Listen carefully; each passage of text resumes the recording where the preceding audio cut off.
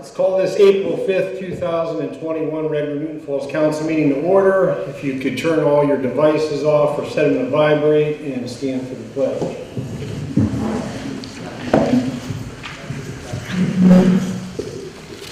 I pledge allegiance to the flag of the United States of America and to the republic for which it stands, one nation, under God, indivisible, with liberty and justice for all. Is he here? He's here. Okay, if is it Pastor Michael Primer, like to lead us in prayer?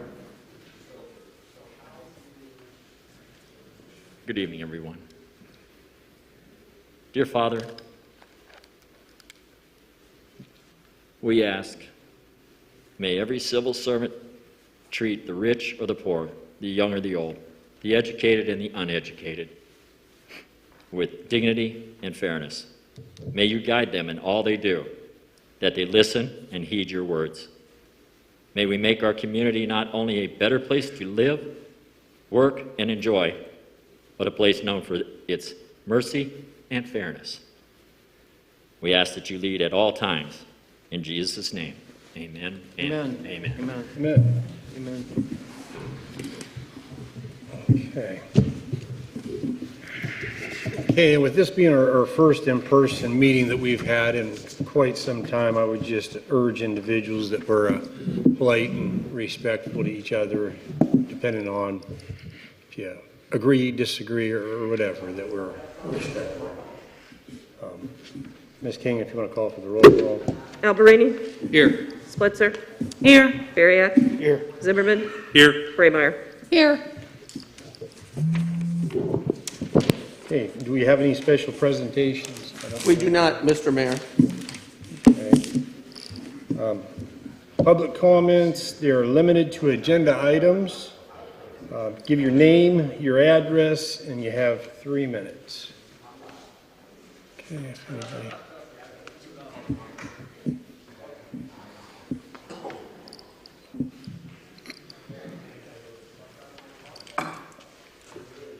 Good evening, everyone. Richard Curlin, 611 North Canal Street. I would encourage everyone, and I'm glad that we are passing something to increase the wage for our workers.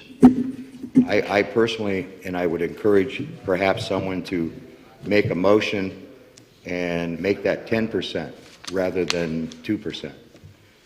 I'm going to encourage that.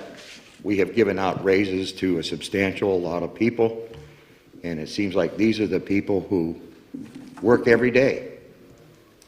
And I would encourage, again, everyone, please do that. Make that motion and give them 10%. They well deserve it. I'm sure everyone wants the police department and everyone else who toils in our care to have as much as possible.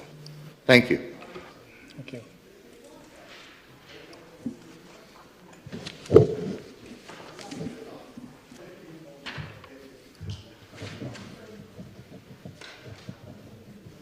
Okay, anybody else?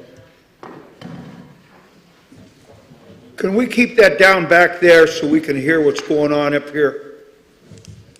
Please, thank you. He wanted to speak, but he wants to speak from back here because we won't let him without his mask on. Mr. Mayor, What's that? he's enforced the mask. Yeah, hold up. Let Mr. Crop go first, and then we'll deal with that. And Mr. Mayor, I requested, Brian Crop, 247 Elizabeth Street. I don't know if you received my email. I sent it prior to the meeting. And requested. I got it about 4 minutes ago. Okay, fantastic. So prior to the meeting, so No, I can't do that. you can't give me my 10-minute allotment that's No. exercising my right? Is there a reason why? Just because I've just sat down here and just checked on the phone that it wasn't. Could you see what the time was on the email that I sent? Please. I sent it to my ward councilman as well and my at-large councilman. Per the charter, it's prior to the meeting, which was prior to the meeting, so.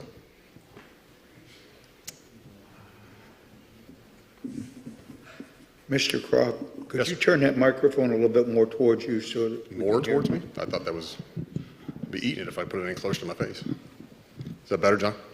Thank you. No problem. Yeah, it was about 20 to 6, but I wouldn't be able to honor that. It's just too close to time. Would that be considered prior to the meeting?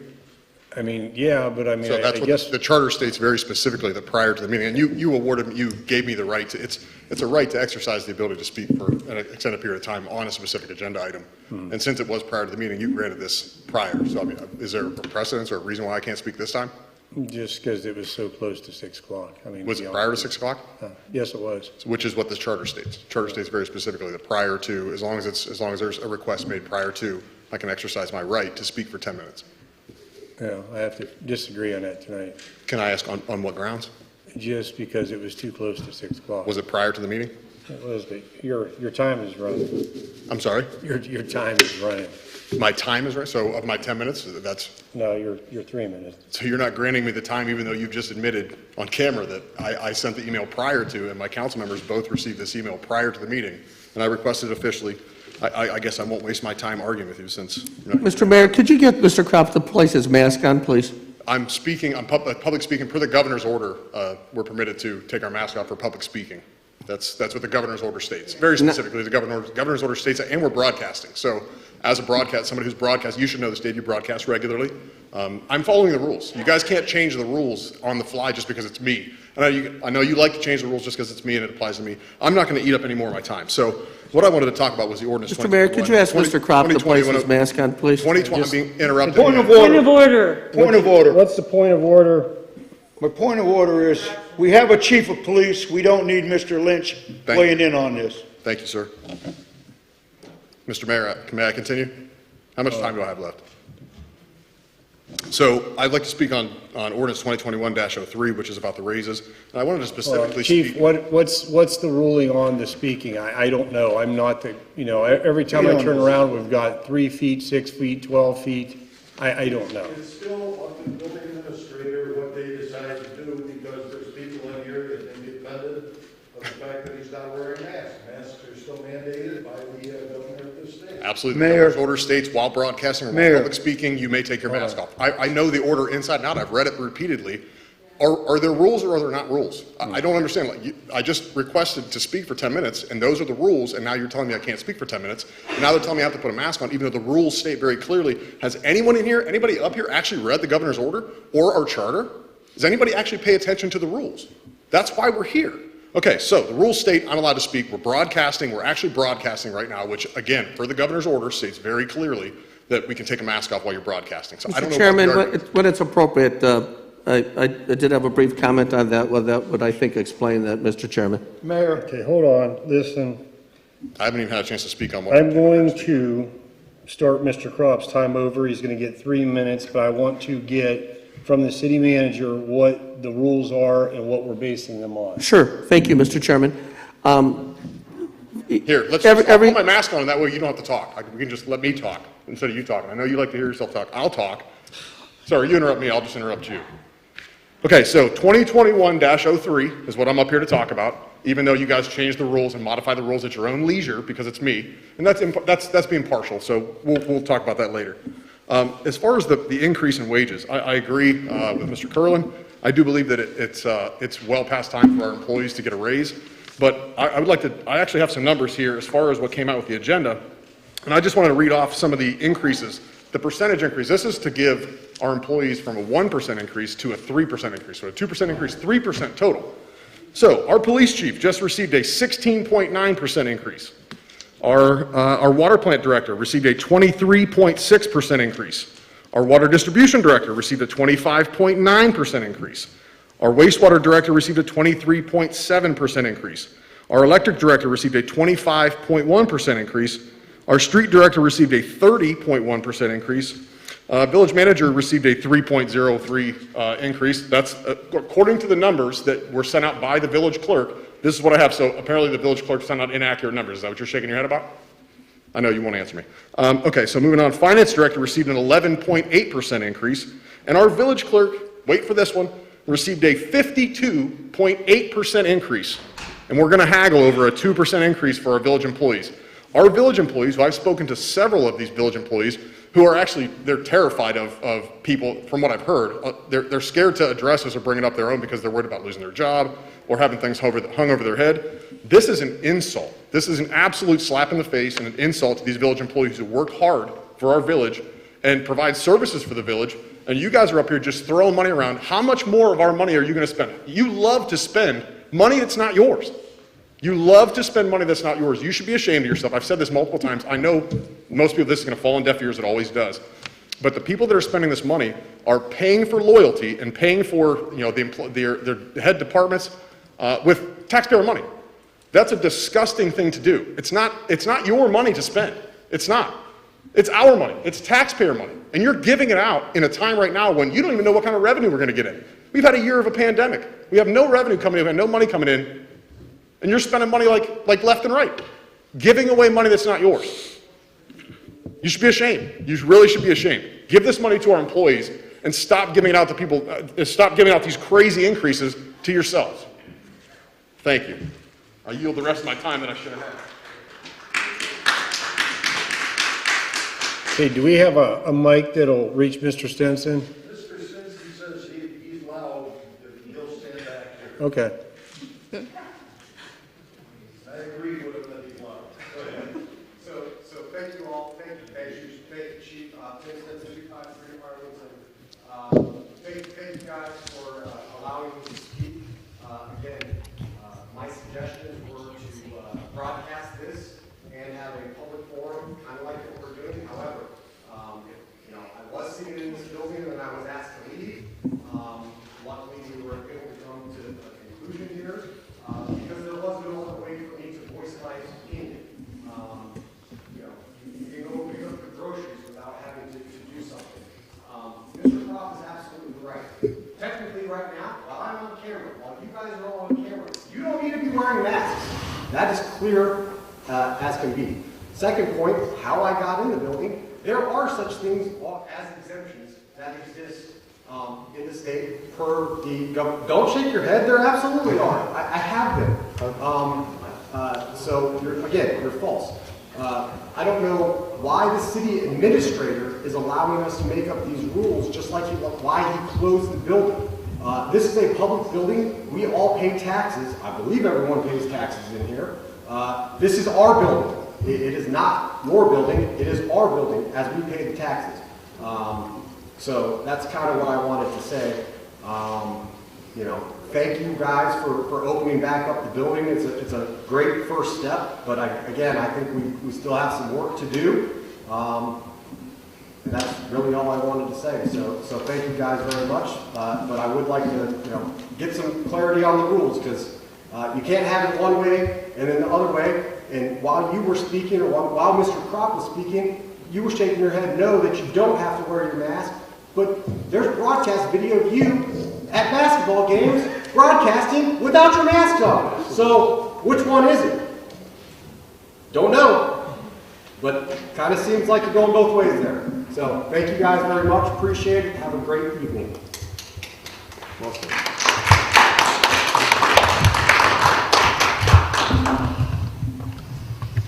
Okay, anybody else? Okay. All right, if not, we'll go ahead and move on to reports.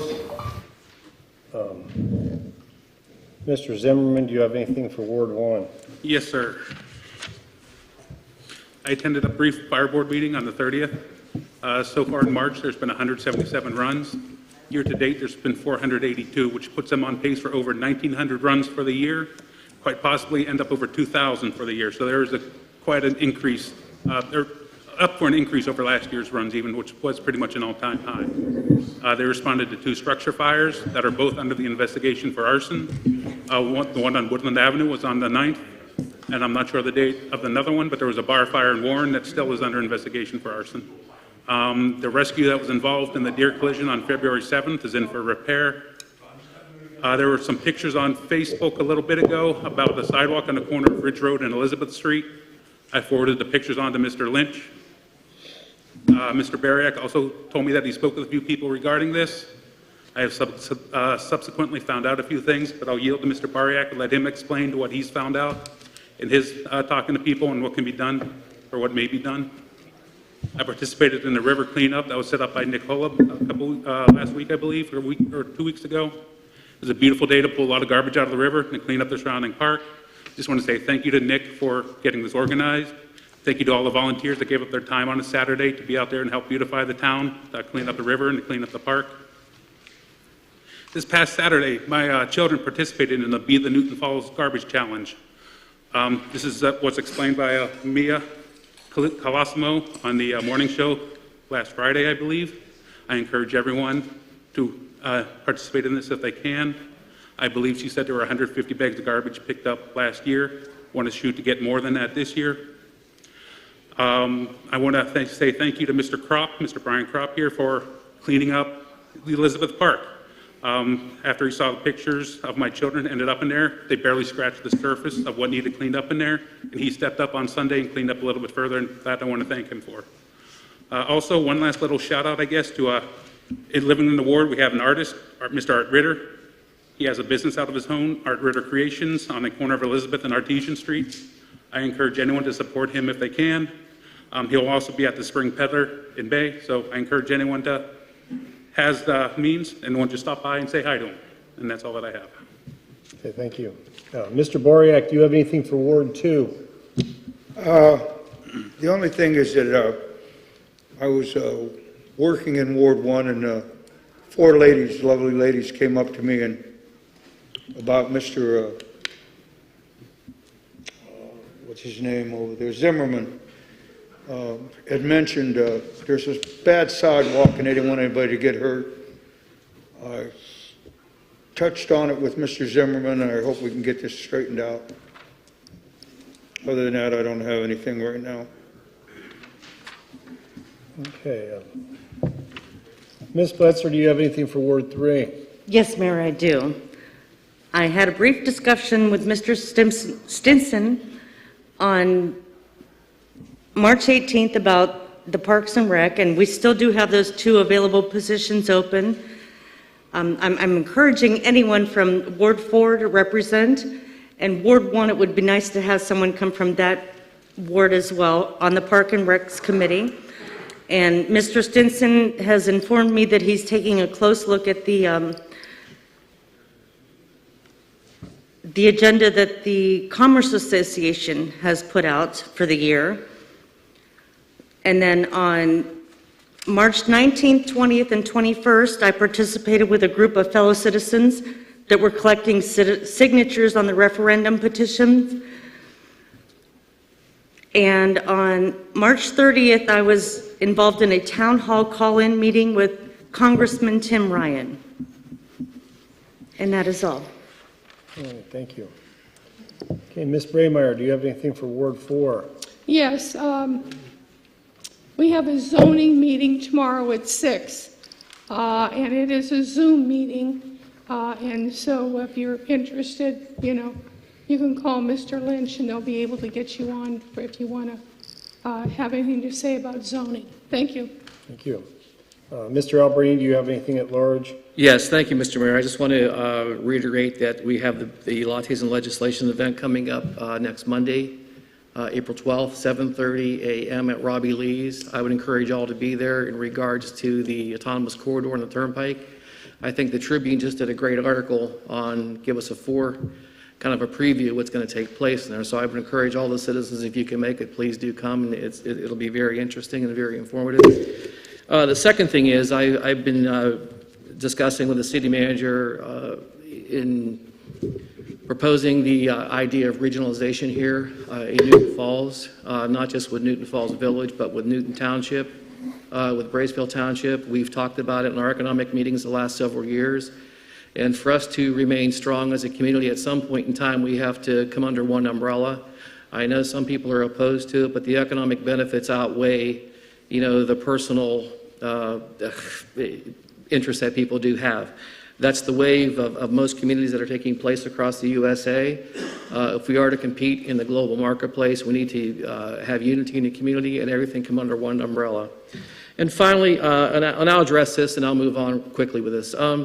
The last Zoom meeting, someone made an unfriendly comment toward me. And, I have no problem with that. I've been called worse in my career and in my life. So to that person, hey, I feel bad for you, but something, it didn't bother me. I'm over it. There's really a lot of great people here in Newton Falls. And, that one person who made a mistake and said something they shouldn't make. I'm past that. You're forgiven. I could care less. So thank you, Mr. Mayor. Thank you. All right, do we have Ms. Musson available, the finance director? She's on vacation today, but if there are questions on the legislation, she's indicated that she would, I'll be able to raise her on this, the remote device, Mr. Chairman. Could I, Mayor, could I comment on that, please? Sure. Mrs. Munson is hardly ever here for a council meeting. She's either got the flu, she's on vacation, she has family problems. Why can't we have the finance director? I'm not told tonight that the finance director wouldn't be here. Why is she not here to answer questions? Now, I have questions for her later. She's not here. What's this about?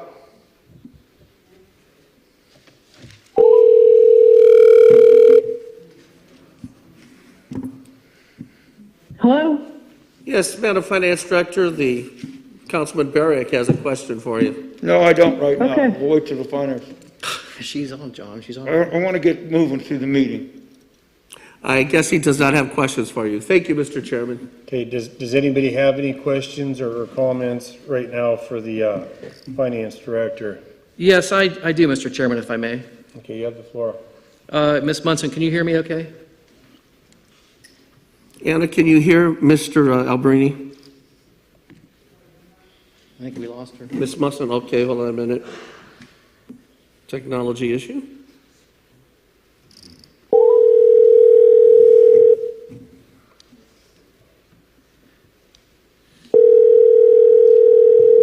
Hello? Yes, go ahead, Mr. Albrini. She's on the line. Ms. Musson, can you hear me? Yes, go ahead. Okay, very good. One of the comments that just was made during public comments was in regards to Newton Falls finances, and one of the comments that came up was that we have no revenue stream, etc. And I, of course, myself being on the finance committee with you, we virtually talk every day about our finances, our investments, and things like that. So could you clarify how well our finances are doing, Ms. Munson? Did you hear the question, Ms. Musson? Actually not. It's very, with the building, there's so much echoing. Could you just repeat the question Yeah, and I'll answer the it? question was, there was a comment that the city's finances aren't doing very well. Could you please clarify, because Councilman Albrini thought that your communications with him indicated that the finances were doing fine. The finances for the city of Newton Falls is actually doing fine with our investment portfolio. It's just that we are in the month of March. I haven't closed quite yet the books of March, but you guys have everything for the end of February. For the month of February, this time of year we don't get the revenue because the income tax hasn't come in yet, but we do have our carryover and everything is healthy. So as of right now, we are using our carryover to get us through these next 3 months. Thank you, Mr. Chairman. And one more, Mr. City Manager, if I could. And what folks don't realize sometimes is that most communities, well, virtually all communities, until the taxes come in, they draw down ahead of the tax from the county to supplement that income until the taxes do come in. Is that correct, Ms. Musson?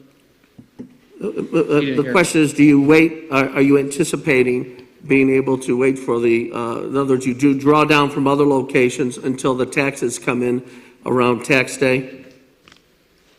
That is correct. We are getting advances from the Trumbull County Auditor and our real estate.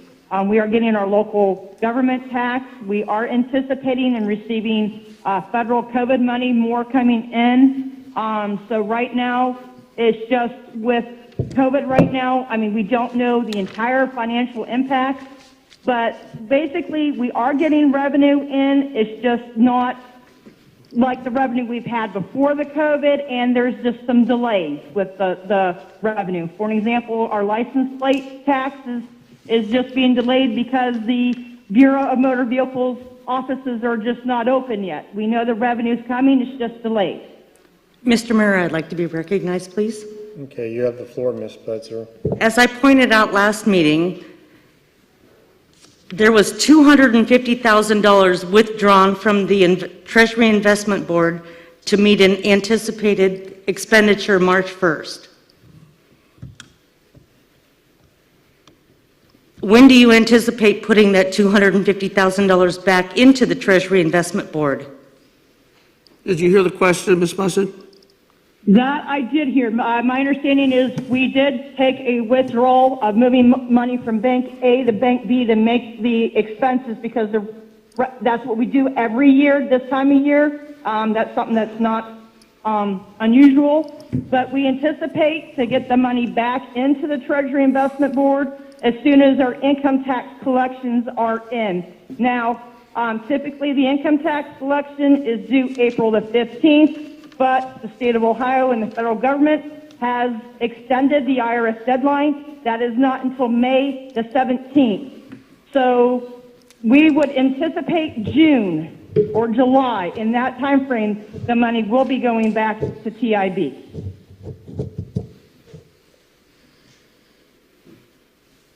Okay, did you have anything else, Ms. Blitzer? No, Okay, Your Honor. anybody else have a first, or Bariak or Mr. Alberini, do you have a second? I'm good, Mr. Mayor, thank you. Okay. All right, if nobody else, we'll go ahead on to the law director. Mr. Mayor, I have nothing to report. Okay, does anybody have any comments, concerns, questions for the law director? Yes, Mr. Bariak, you have the floor. yes. Mr. Fritz, you stated on the floor that there was nothing in the charter, there was nothing in ORC or Robert's Rules of Order where Mrs. Braymeyer could not vote on her own discipline. Well, sir, I want to start real quick here tonight.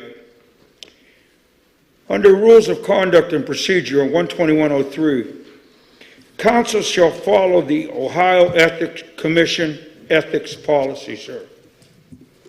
That's number one.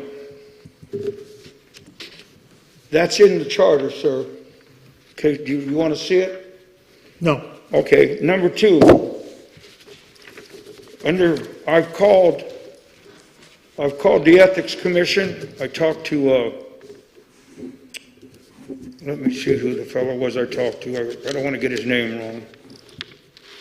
Excuse me.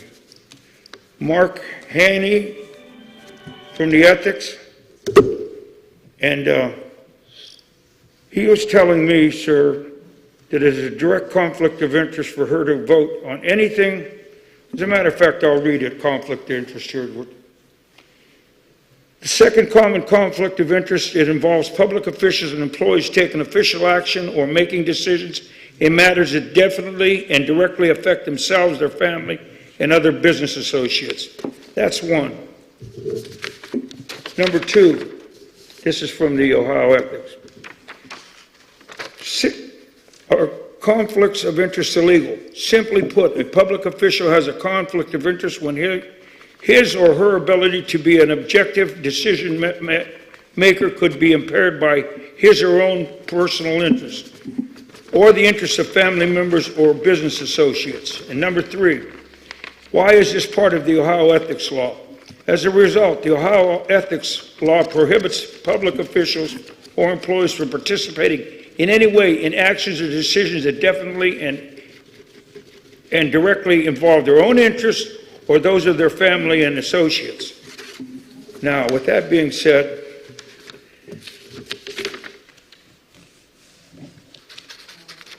here's the other part of it too, Mr. Fritz, so I can read this to you.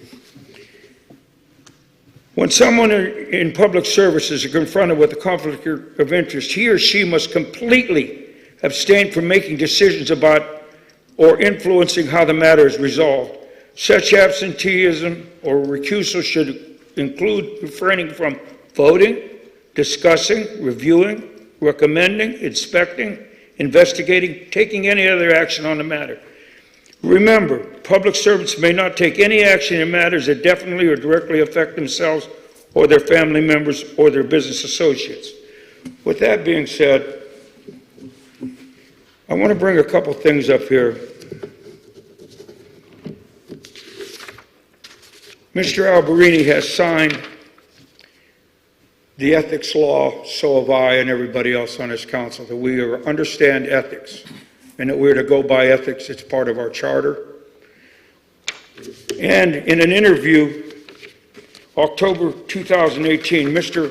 Alberini said, because an elected official cannot vote on a motion directly pertaining to him or her, Alberini said he expects a motion to end in a 2-2 tie the vote today, with the mayor being called on to break the tie. Now, Excuse me, I never said that. That's not me. Unless it's in the minutes somewhere, I never said that. well, You got the wrong guy, John. okay. All right, well. Sure it wasn't Mr. Beer? Okay, well, we'll get to that, sir. You can challenge that. We have a situation coming up here, and I'm going to ask Mr. Fritz. I asked Mr. Fritz Thursday, and I asked him, he has sent a letter down to the Board of Elections. I asked him who asked him to do that. He wouldn't answer me. I'm going to ask you on the floor again, sir.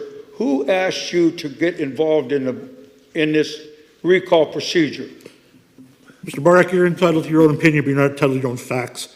I answered on Thursday. I indicated to you that Mr. Danzo sent a notification to me, who's the attorney from the county commissioners for the Board of Elections. Did I not say to you, Mr. Danzo? Well, here's... Did I not say to you, Mr. Danzo? That's not good. Don't yell at me, sir. I'm going to give you some rebuttal. Don't yell at me, please. Would you answer my question, sir? Respect me. You may not... I am. Are you going to answer the question or not, sir? Well, then let me read something. Did I say Thursday? Because I'm making you look... I want to understand you. I'm going to read I want you to have the something. facts clear. All right.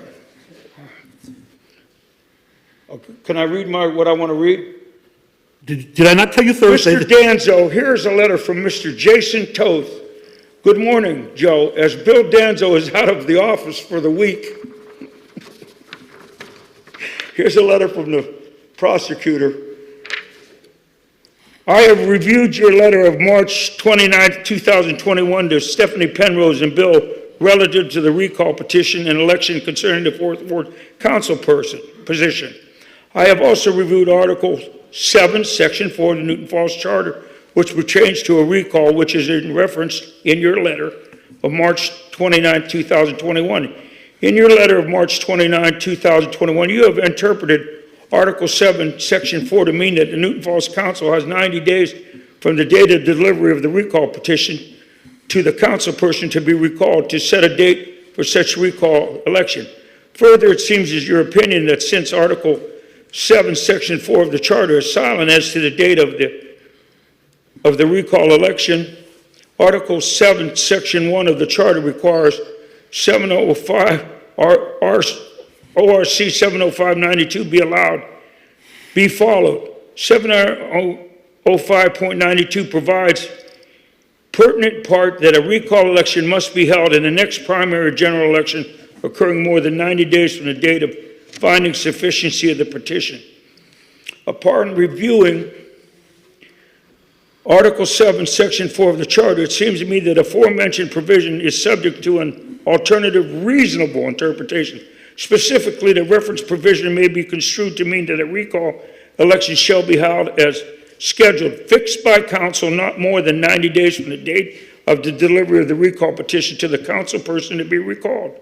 Under such interpretation, Article 7, Section 1 does not come to play as the calendar window for holding the recall election is set forth in Article 7, Section 4. Please be advised that Stephanie Penrose has indicated to me that it is generally possible to hold a recall election on dates other than a primary or general election. Can we agree that the alternative interpretation is valid? That the recall election be held as scheduled by council within 90 days of delivery of the recall petition of the council person to be recalled. Please let me know your thoughts on this matter.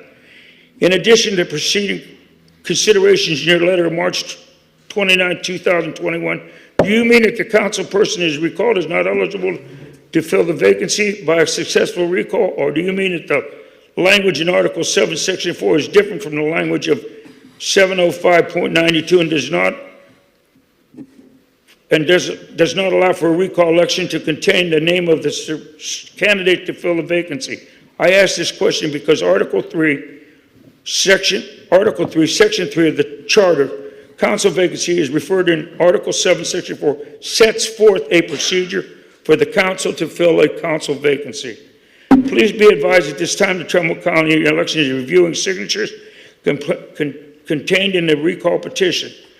I understand your time and expertise in Newton Falls Charter at this time. I want to make sure that forthcoming decisions of Newton Falls Council and Trumbull County Board of Elections concerning the scheduling of recall as a matter are supported by the Charter and are able to survive any litigation relative to the same. I am looking forward to hearing from you. Now, with that being said, sir, let me also say this. Okay, Mr. Boriak, just to ask him what his question is. Well, I understand, but we're trying, look, I want this to get out because I did not get an answer to my question.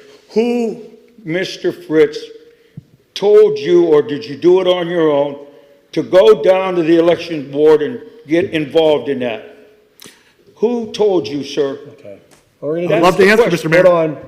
Mr. Fritz, answer that question. Then I'm going to go to see if anybody else has a first, and then if Mr. Boriak has more that he would like to share. Thank you, Mr. Mayor. Mr. Boriak, as I told you Thursday, Bill Danzo asked me to do it. There is an email I will be reading to you now. That's not the first email exchange, sir. On March 17th, long before our conversation with Mr. Danzo, he wrote, "Good afternoon. It's my understanding that Newton Falls will potentially have a recall on the ballot soon. I wanted to reach out and make sure we are on the same page as far as the procedure. Specifically, I recognize that Newton Falls has a charter provision dealing with recall elections, but it appears RC 705.92 may control certain aspects of the election where the charter is silent. We have a recall in 2019, so I assume you believe we should use the same procedure we used then. Feel free to give me an email or call when you want to discuss." Mr. Boriak, after that email exchange, I did call Mr. Danzo.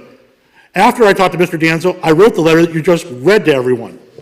So the answer to your original question, which I answered Thursday, but you refused to understand, Mr. Danzo reached out to us. Whenever we have an election issue, the Board of Elections does not know what the standard of the charter is. The charter changes, and so does the ORC. This charter change most recently was about 3 or 4 years ago. We had a charter review committee, and they made major modifications to it. Also, since that charter review was changed, there's been change to the Ohio law. So we are in a new situation. Mr. Danzo and I had a conversation. My conversation is the letter you just read. The letter that I sent to Mr. Danzo. Mr. Danzo then went on vacation. Mr. Toth, who's the second, responded on behalf of Mr. Danzo. That's the letter you read. This is a process going on.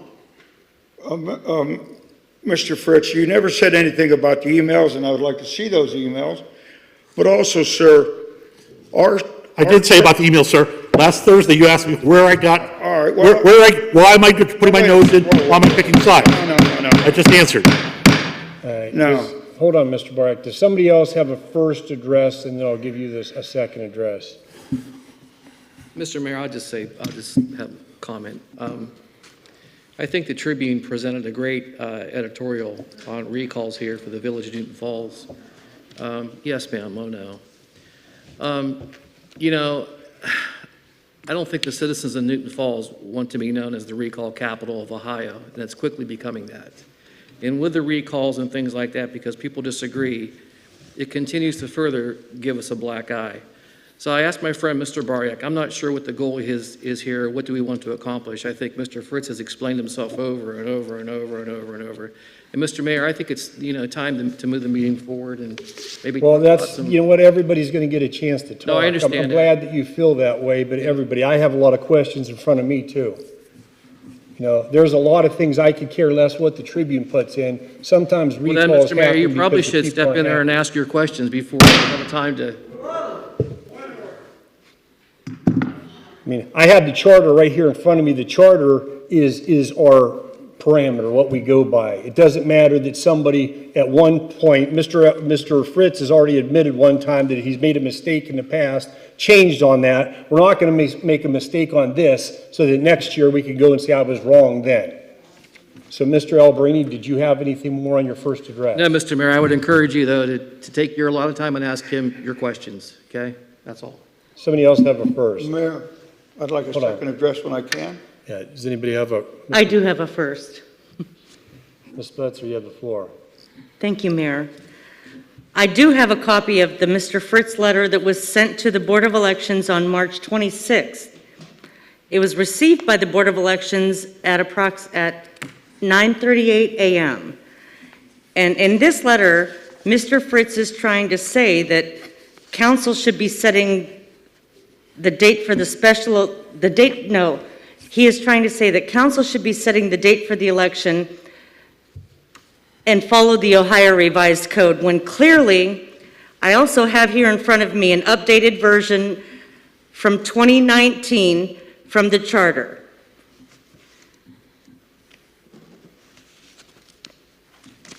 I'm sorry, I'm going to have to grab these and... If such officer shall not resign within 7 days after the day on which such delivery shall have been made, the council shall thereupon fix a day for holding a recall election, not more than 90 days after the date of such delivery. The question of delivery comes into question because Ms. King delivered the recall petitions to the Board of Elections on March 26th. That is the day she delivered them to the Board of Elections. And by doing so, she declared them sufficient. She simply was going and asking them, could you please be nice and verify the signatures for us? So at this point, we are 7 days past Ms. Braymeyer's 7 days to make up her mind. So I'm just going to go ahead and ask, Ms. Braymeyer, will you resign? As soon as you do. You had 7 days. Ms. Braymeyer, will you resign? No, I will not. Thank you. Okay, does anybody else want to first? Mr. Zimmerman, Ms. Braymeyer? No, sir. Okay, Mr. Boriak, did you want a second? What I'd like to say is that I've asked Mrs. King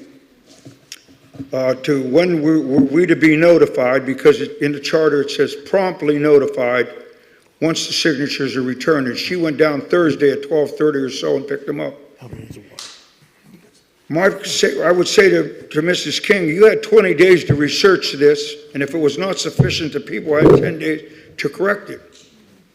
You sent it to the election board and did not notify the people who did the petition. Therefore, it must be sufficient. Now, all of a sudden, we've got to get the law director. Well, the charter specifically states the law director has no part in a council matter. Council sets the recall. Mr. Fritz, is that true? You or the city manager have no jurisdiction in this. If we want your opinion, we'll ask for it.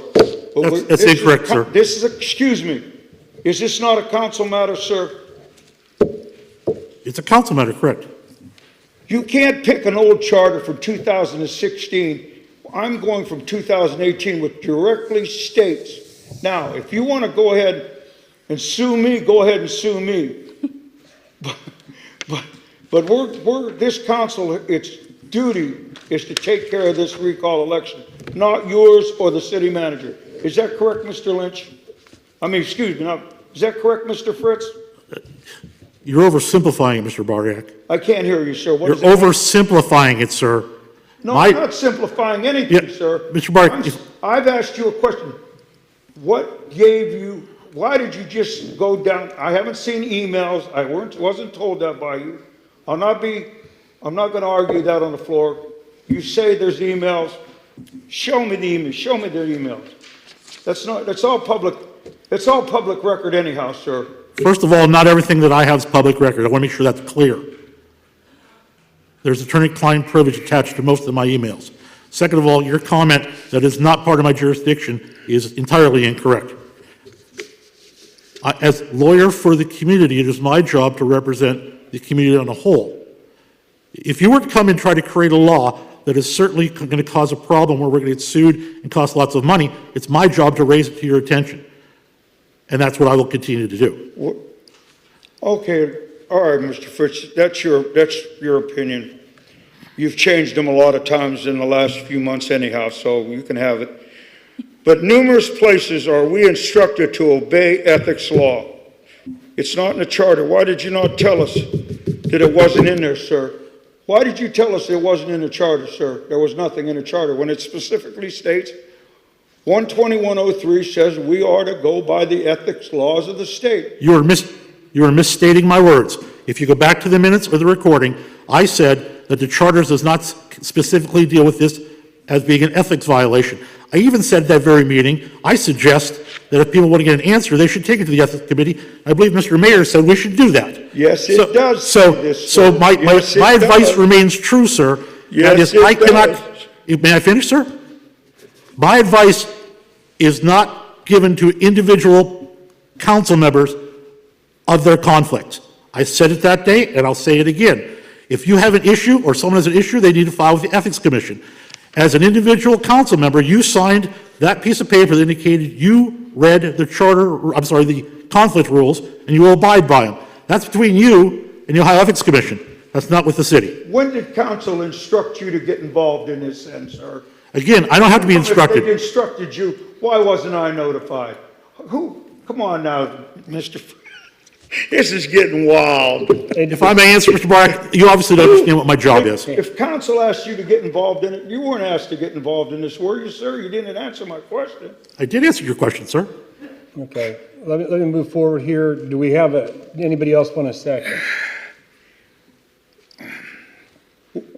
Okay. Mayor, I'm sorry that it took so long, but I felt it just needed to get out. All right, well, my question Sorry, is... sir. That's fine. My question on it is to piggyback a little bit on Mr. Bariak. I mean, it's very clear, like you said, as the law director, you're to assist council as a whole. But the fact of the matter is, when your opinion goes against what our charter says, not to follow your opinion. I don't understand, like other votes, what is different all of a sudden now where you decided, like Mr. Bariak said, that you had to get involved now? When it's very clear here, it says, and I'm going to tell you what, this isn't from me. I spoke to two attorneys and I spoke to a judge, and the judge even clearly said that it's as plain as the nose is on your face of what takes place, that your opinion on this is wrong, and that yourself and the city manager, if you don't follow this, that I don't remember his wording because it wasn't an English word, you're in trouble. It says within 20 days after the day in which the petition shall have been filed, the clerk shall determine whether or not it meets the requirements. And then if the clerk of council shall find the petition sufficient, she shall promptly to certify to council, shall deliver a copy of such to the officer whose removal is sought, and shall make a record of such delivery. If such officer shall not resign, which she didn't tonight, within 7 days of the day which was the delivery shall be made, the council shall thereupon fix a day for holding a recall election, not more than 90 days. Within that period, the council, it's very clear right there.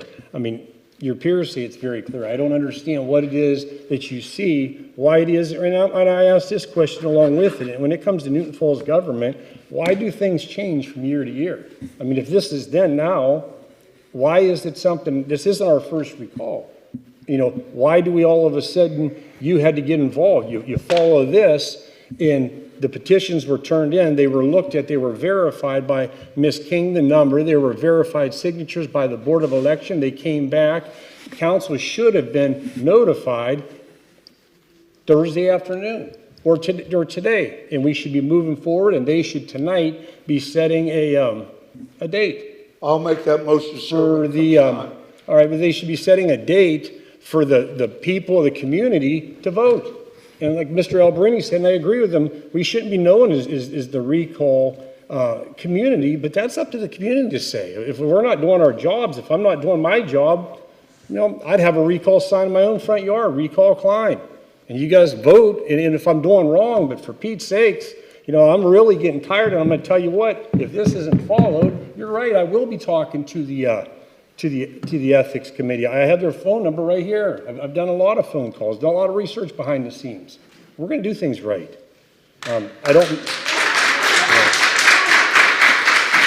So my only question is for you to give us I don't know, where do we stand? You know, I mean, according to this, why is this wrong? Where do we stand on this? Is council going to be notified tonight or, you know? Mr. Mayor, when you do your, may I answer? Sure. When you do your investigation, I want you to look at that charter and tell me how we tell the Board of Elections when the date is. I can't hear you. When you look at that charter, you read just the charter language. How does it control when the Board of Elections has a hearing? I don't understand what you mean. Well, sir, you indicate the charter's everything. I'm telling you it's not. If you take the... Well, you know what, and it was also... Are you going to argue? Listen, sir, let me ask you a question, sir. Okay, go ahead for it. You're a preacher, correct? Yes. Is the first commandment, is one of the commandments, thou shalt not kill? Yeah. So everyone in a war that shot somebody did something wrong. I can't hear you once again. So everyone who shot somebody in service to this country and killed somebody did something wrong. Because it says right in the Ten Commandments, thou shalt not kill. As a minister, you certainly understand it has to be interpreted. There are other things that get involved in it. I'm trying to explain to you that if you look at the charter by itself, it doesn't run the whole process. You can talk about prompt, you can talk about the date. What ended up happening is I'll call Mr. Danzo and I go, Mr. Danzo, when do we set the date? Because the new Ohio law says that they have to have at least 90 days and set it for a primary or a general. And you say, well, what happened years ago? Well, we changed the charter in 18. All those recalls happened before. So we took, Mr. Danzo and I, took the ORC and our charter, we discussed the matter and laid out a procedure that worked out for both the city and the Board of Elections to have a proper election. Because we want to make sure it's a proper election. I don't make a decision where I'm going to just do whatever I want to do. That's how I picked it out. When we went to the charter, she gets a copy of the paperwork. How do we know what is the sufficient amount of votes? This charter, that part of the charter is poorly written. If you read just the charter, we don't know how many people should be on that petition. That's why I wrote my first letter to Mr. Danzo indicating, please, would your agency, the Board of Elections, tell us how many are sufficient for passage. It's not in the charter.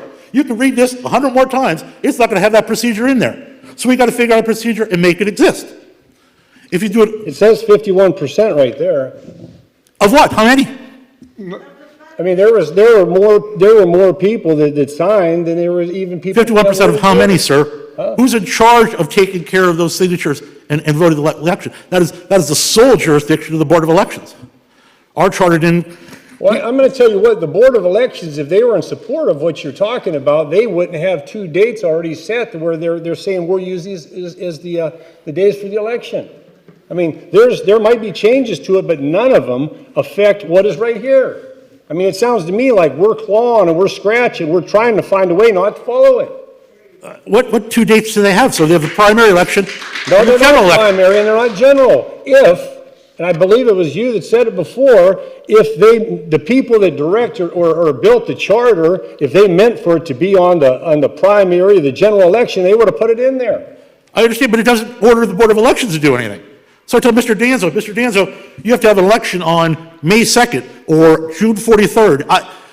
We don't have any jurisdiction over the Board of Elections. And the Ohio Revised Code says that these things are done at primaries and general elections. Greater than 90 days from when they receive the petitions. Well, all I know is we have the prosecutor for the Board of Elections that looks right at this and says, it's just as clear as the nose on the end of your face. I have another judge that... He did not say that. He said there's an alternate interpretation. Well, that's funny. He said it to me. Mayor, may I have say one more? You had two already. I got cut off because we started arguing. But, yeah, I need to know where we stand on this. I mean, you haven't been real clear to me. I haven't heard anything from you. I mean, I don't, if you think that we're going to wait until November, if you have some, Mayor, I still didn't get my question answered. To me, sir, maybe this council needs to go to the Attorney General or the Secretary of State. This comes borderline with interfering in an election. And if this council, sir, will determine what goes on. Right. Mr. Fritz he can say, fire, the house on fire. We don't have to listen to him. We're council. Well, I suppose if we just anything goes and we don't have anything, we have council here, which the charter says directs this. I mean, I'm sorry that we have to have a recall. Everybody said I was in the paper that supposedly I'm the one behind it, but my name's not even on it. The fact of the matter is, the individuals that are in the community decided that they're not being listened to, so they're the ones that are behind it. But the fact of the matter is, if we're not going to follow that, we'll speak to somebody outside, because we're not being very clear right now what we're doing. I mean, you can ask any of the council people right now. When do we have an election? I don't know. When does the day start? I don't know. We haven't got anything. I guess we shove it under the rug like we do everything around here, and we'll forget about it. You know, we'll forget that everybody's reporting committees that they're on that are illegal. I mean, we'll forget about all this stuff. I mean, whatever. I'm going to move on. Mr. Mayor, I do have two questions for the law director. Okay. Unrelated to the recall. I submitted 2 emails this week, and both were submitted obviously within timely fashion. The first one went out on Monday, March 29th at 11:15 a.m. I wanted a motion on the agenda to direct the clerk to certify the sufficiency and validity of the signature-validated referendum petitions for Ordinance 2020-19. That was something that happened last year. My second motion was a motion to direct the law director to draft a letter of reprimand to be placed in the city manager's personnel file. Neither one of my motions appeared on the agenda. I am a member of council. Who decided I'm not allowed to put these on council's agenda? I did. You. Yes. This isn't your meeting, this is a council meeting. What- I am a council member. I wanted an opportunity to discuss with my colleagues these 2 issues. If I may answer, uninterrupted. The first one regarding the sufficiency, it's not council's jurisdiction, it's the city clerk's jurisdiction. It's administrative act. She's the one trained in propriety and sufficiency of those petitions. You cannot direct her to do that. It's not your jurisdiction. They were signature validated by the Board of Elections. I'm not arguing with you. I'm telling you that you don't have the authority to tell her to do that. So there's no reason to put that in the agenda. The second one. Wait a minute. She is the clerk of council. She serves at clerk's pleasure. That doesn't mean she has We to do shouldn't something. have to tell her to do her job. If I could be uninterrupted, Mr. Mayor, I can answer that question. Again, it is the city clerk's jurisdiction. You cannot direct her to do something that's not right. Therefore, it shouldn't even be on the agenda. With regard to the second one, regarding the discipline, you wanted to put this on the last meeting we had at Zoom. You spoke to me a few days before, and I indicated to you that all discipline issues should start in executive session in order to make sure that there's nothing on the floor that could cause any type of liability to the city. And for whatever reason, we had it on the agenda last time for executive session. Either you were too tired, too hungry, or too thirsty. You asked to have it removed, and therefore you decided you want to put it on this time. The rules are the same this time it was 2 weeks ago, and that is we should not discuss discipline for the very first time on an open floor regarding any employee. Based on what? The risk of liability. Is it based on the charter or based on his contract? I don't understand the question. I said based on what? Based on the contract or the charter? Not just the contract, any employee. We should not, our first discussion of employee discipline should never be at council floor. That is a serious risk. Then, Mr. Fritz, you sue council. Hold on, Mr. Party. There's a good answer. You sue council. We're council, sir. Ms. Bletzer, do you have anything else? I'm done. Okay. All right. I think everybody, Mr. Alberini, Ms. Braymeyer, Mr. Zimmerman, do you have anything? Okay. The only thing I have is continued that throughout the Holy Week last week, there's a big focus that the holiday that we went through on humility and servanthood. And as I thought and spent time, I tried to relate that to my own life. And Jesus himself showed us that what extent that he was willing to go through for us, and that shows me what a leader is. So I've continued to, as the mayor, to spend time in door to door where I can, going into businesses, going to ball games, events, to the park where I see individuals. And what individuals share with me, that's what I bring into here. You know, I don't bring my own voice. It's the voice of the community, and that's what I am going to continue to do. That's all I have. Do we have any changes to tonight's agenda? Did we do the city manager yet? No. City manager report? Yeah, I have nothing to report other than the written document that I submitted to council. Okay, any questions, comments, concerns for the city manager? Yes, Yeah, I have a question real quick. Okay.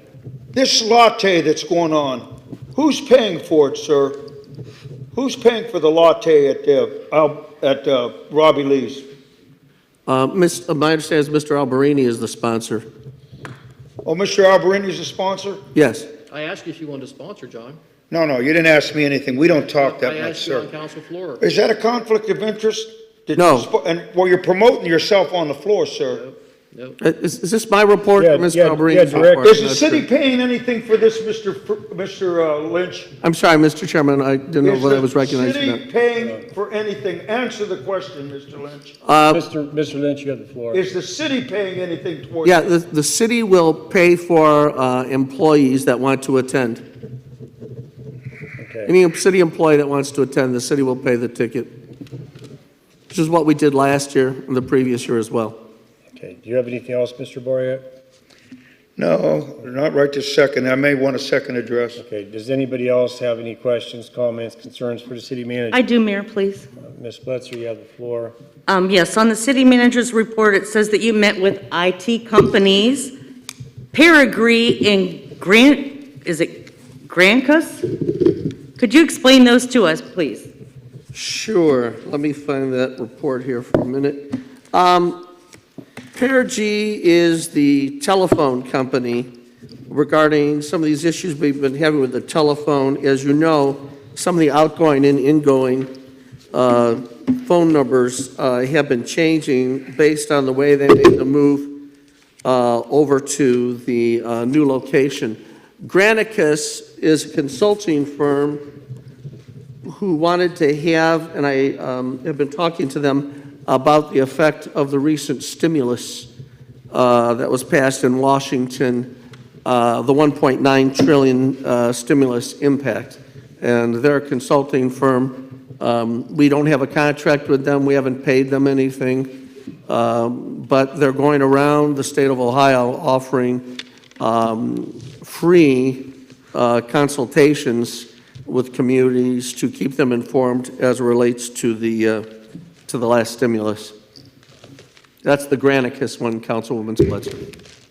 Okay, did you have anything else, Ms. Bletzer? That's all. Okay, does anybody else want to first address for the city manager? Yes, sir. Mr. Zimmerman, you have the floor.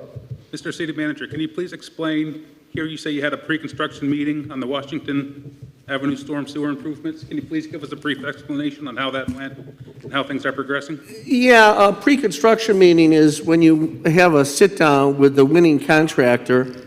As you know, the winning contractor came in, I think, $30,000 or $40,000 below the engineer's estimate, and which was remarkable. Tremendous savings for an additional OPWC contract done in Councilman Bariak's ward. You may recall last year we did also First Street in his ward, and we also did Medley Avenue in his ward. Councilman Bariak is slowly earning the reputation of having a tremendous amount of infrastructure take place in his ward, as his citizens richly deserve to have it take place. The construction meeting was essentially a chance for us to sit down with our own department head in the streets and stormwater department and discuss with the contractor their overall game plan. The best analogy, Councilman Zimmerman, I could come up with is if you've ever played on a baseball or softball team, the umpires call the captains and the managers together, and they have a little meeting ahead of time, like a huddle, to say what the different guidelines and rules will be as the game is played. That's what a pre-construction meeting is.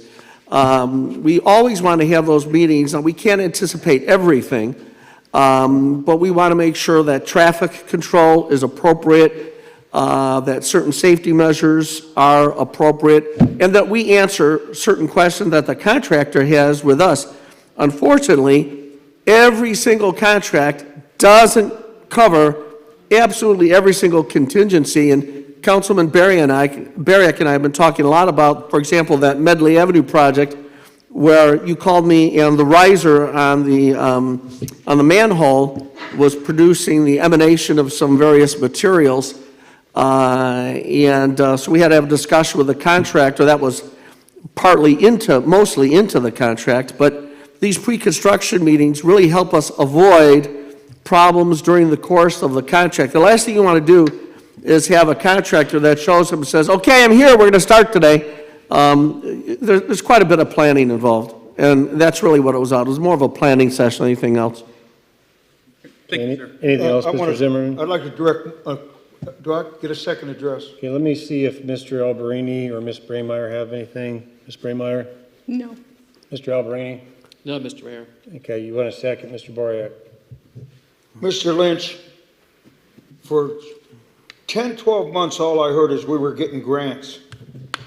Now, to me, a grant, sir, is 25 to 30%, maybe more, 40. I don't know what the figures are. We hired Youngstown State. We have Mrs. Munson working on them. You're supposed to be working on them. To me, a grant isn't the ability.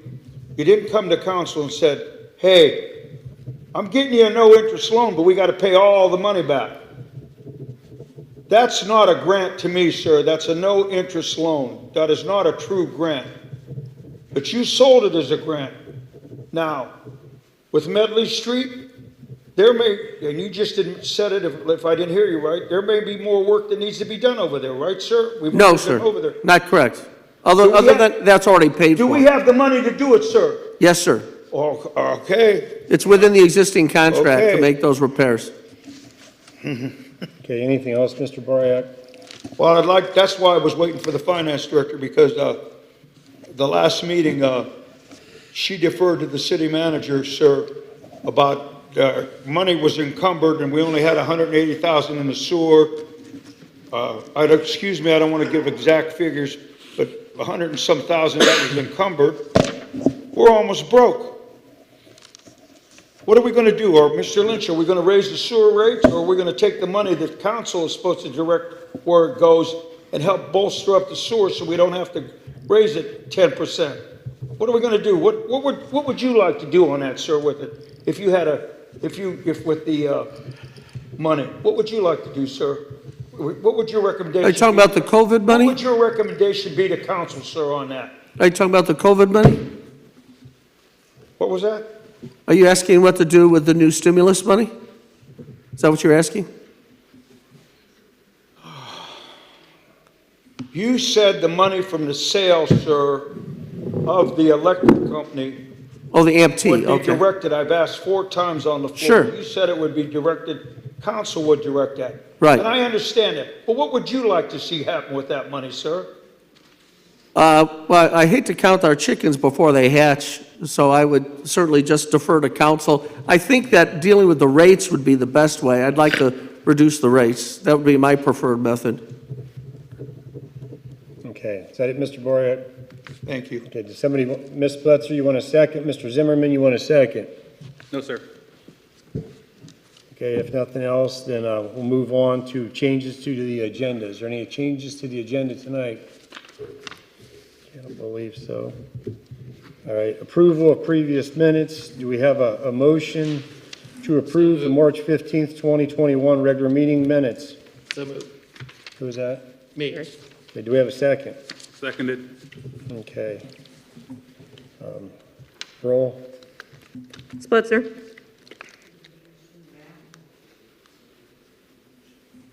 Who? Splitzer. Okay. Splitzer. She's in the restroom. Excuse. We could probably still move forward, and if we get 3 individuals, we can still pass the, Bariak, Yes. Zimmerman, Yes. Raymeyer, Yes, Alberini. Yes. okay, minutes are approved. Public hearings, we have none. Unfinished business. If you, Ms. King, you want to read? Motion to give the citizens and businesses a one-time rate discount on utilities. Okay, this, I believe, was supposed to be for just the electric, and was tabled until tonight's meeting. Do You we? need to remove it from the table first. You need to remove it from the table first. Do we have a motion to remove it from the table? I'll make that motion. Can we wait for Mr. Splitzer to I'll get... second. Okay, and I don't believe to remove it from the table, there's any discussion on that. That's correct. Roll call. Bariak, Yes. Zimmerman, No. Raymeyer, no, Alberini, No. Swetzer. Yes. Okay, so it stays tabled then. No, What? no, it'll be off the agenda after this. Okay, all right. New business, if you want to go ahead and read ordinance 2021-03, Ms. King. An ordinance amending ordinance 2020-39, making appropriations for the current expenses and other expenditures for the fiscal year, for the City of Newton Falls, Ohio, for the fiscal year ending December 31st, 2021.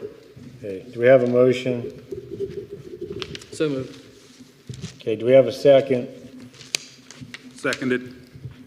Okay, any discussion? Yes, please. Okay, Ms. Spletzer. Ms. Spletzer, you have the floor. Thank you, Mayor. I have 2 issues with this. Wait, I'm going to make sure I got, oh.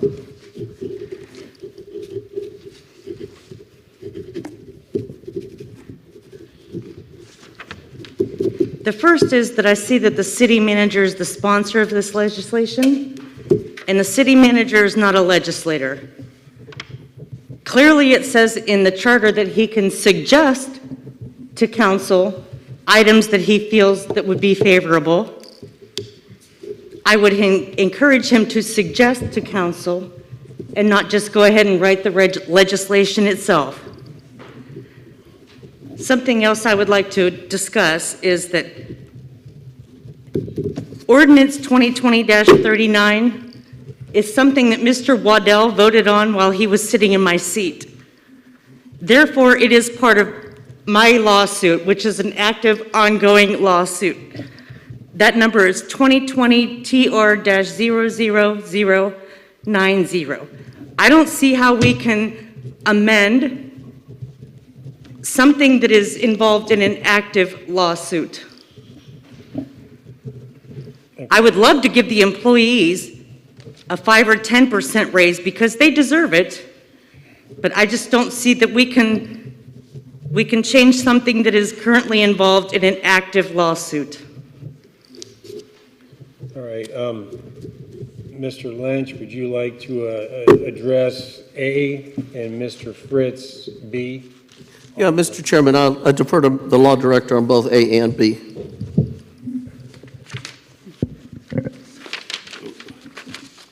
The fact that this council is a legislative body doesn't mean that they're the sole provider of the administrative pieces of legislation that come forward. Again, I've been through this 3 or 4 times. There is an administrative staff headed by the city manager. That staff, for council's purposes, is the law director, the finance director, and the city clerk. And it is our position and job to put these matters on for purposes of council's approval or disapproval. There is, the city manager, it can sponsor just like anyone else. It's in the rules, he's allowed to. So I'm not sure we keep going over this. Council members can bring forth legislation. In most cases, the procedure has been, but it's not required. If they want specific legislation, they bring it, present it to us in advance so we can put it in the proper form. But it's not required. You can write them up yourself and bring it forth. With regard to the second matter of the lawsuit, that's up to you if you want to talk about it. I'm not going to make a decision on whether or not how the judge is going to rule or the appellate court is going to rule. If you want to bring forth that discussion, that's up to you. I think her question is it appropriate? Well, it's something that's being, under the advisement of a judge or not. That's, I mean, I know there's a lot of times that we don't, touch something or put it on the table that is in the midst of a court case. I mean, we've had that before, and that's, I believe, what she was referring to, not, A lawsuit kept me out of my seat for over a month. And the lawsuit that I'm discussing now is a direct result of being kept out of my seat and the actions that took place while I was being kept out. With all due respect, this city's not going to shut down while the Court of Appeals makes a decision on those final two answers. This is not the direct ordinance that's before the appellate court. As I suggested when you and I spoke last week, your attorney should proceed with that matter to the Court of Appeals in all due haste. I'll respond. Okay, before I ask somebody else, I'm not trying to split hairs or say that you're wrong or right or anything, but I had a question for you, because we've had this question many times on the sponsorship of legislation for the city manager. And my only thing is, you had said that he's allowed to, and the two things I'm curious of where is that stated at, that way that we don't continue. And if he is, how you compared yourself, the finance director, the city manager is kind of being staff, then why don't you sponsor legislation? Myself? Yeah. I could if I wanted to. Well, I mean, how come you don't, or how come Mrs. King doesn't, or the finance director? I'm just. Let me see if I can take it a second. I mean, I'd like to have him address Give me just a moment. when he answers. And I'm just asking just what it says and what is it based on, and then we can move on. Under the Administrative Code Part 1, it's .12102, Section B. The city manager, city clerk, director of law, director of finance shall constitute the council staff. The city manager shall be the executive officer of the staff.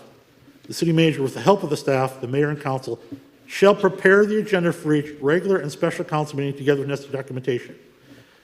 It lays out. He's able to put things on the agenda and it's his job to prepare the agenda.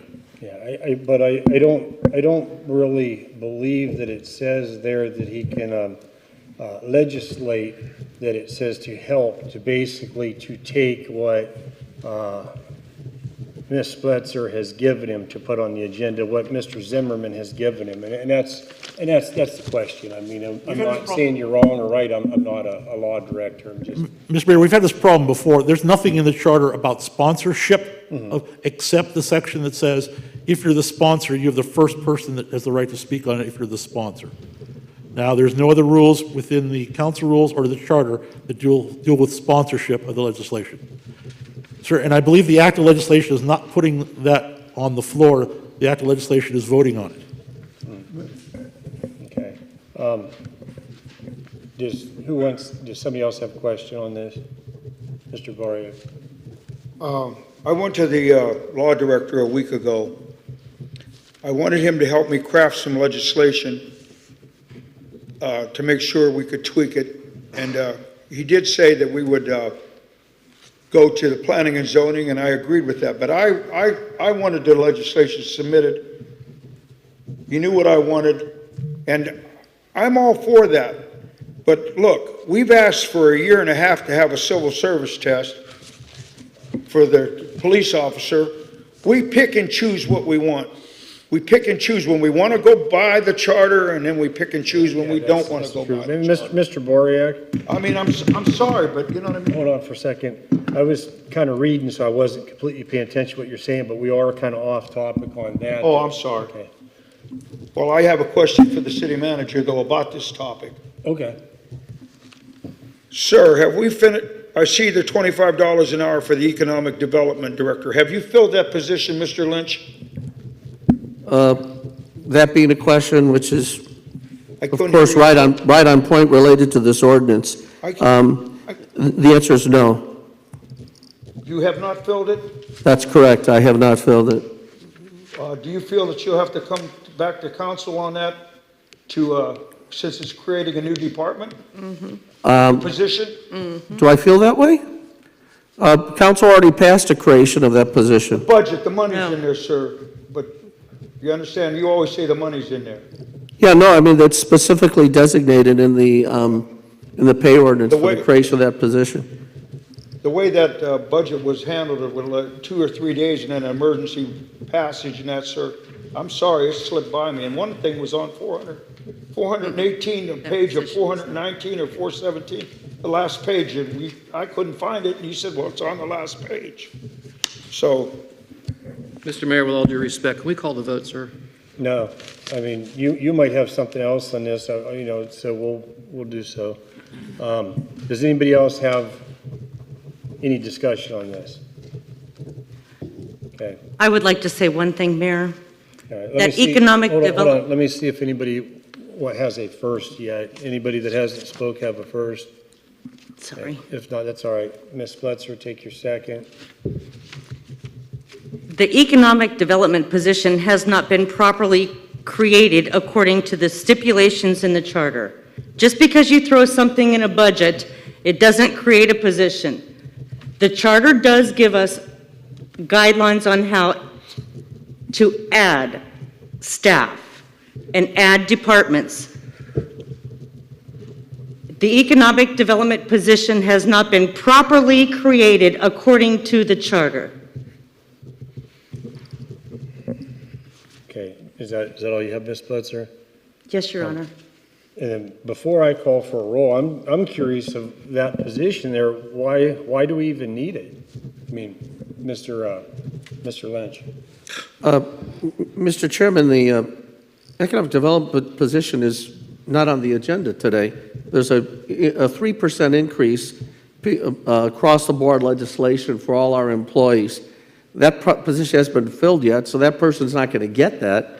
And the City Council just has in 2021-03 a 3% increase for all our employees, retroactive to January 1. That's all that's on the agenda. Well, that's on the ordinance. It's the bottom line is the economic development position on that, so it is on the agenda. I'm a little bit, where are you seeing that, sir? I'm sorry. I have to bring up my. Exhibit A. Yeah.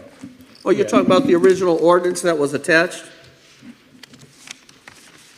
Let's see. Let me take a look at I don't have the paperwork on me. I looked at it That's okay. earlier. But the ordinance 2021-03, the very Right, bottom yeah, line that, is. yeah, that's not being, that it's, in itself is not being amended. That was created back, I think on November 18th, Exhibit A was passed. But it's still on there, so it's open for discussion, and I'm just asking. Okay, all right, fair enough. Why we need that position for. I guess the real answer is, does the City of Newton Falls need economic development? Yes.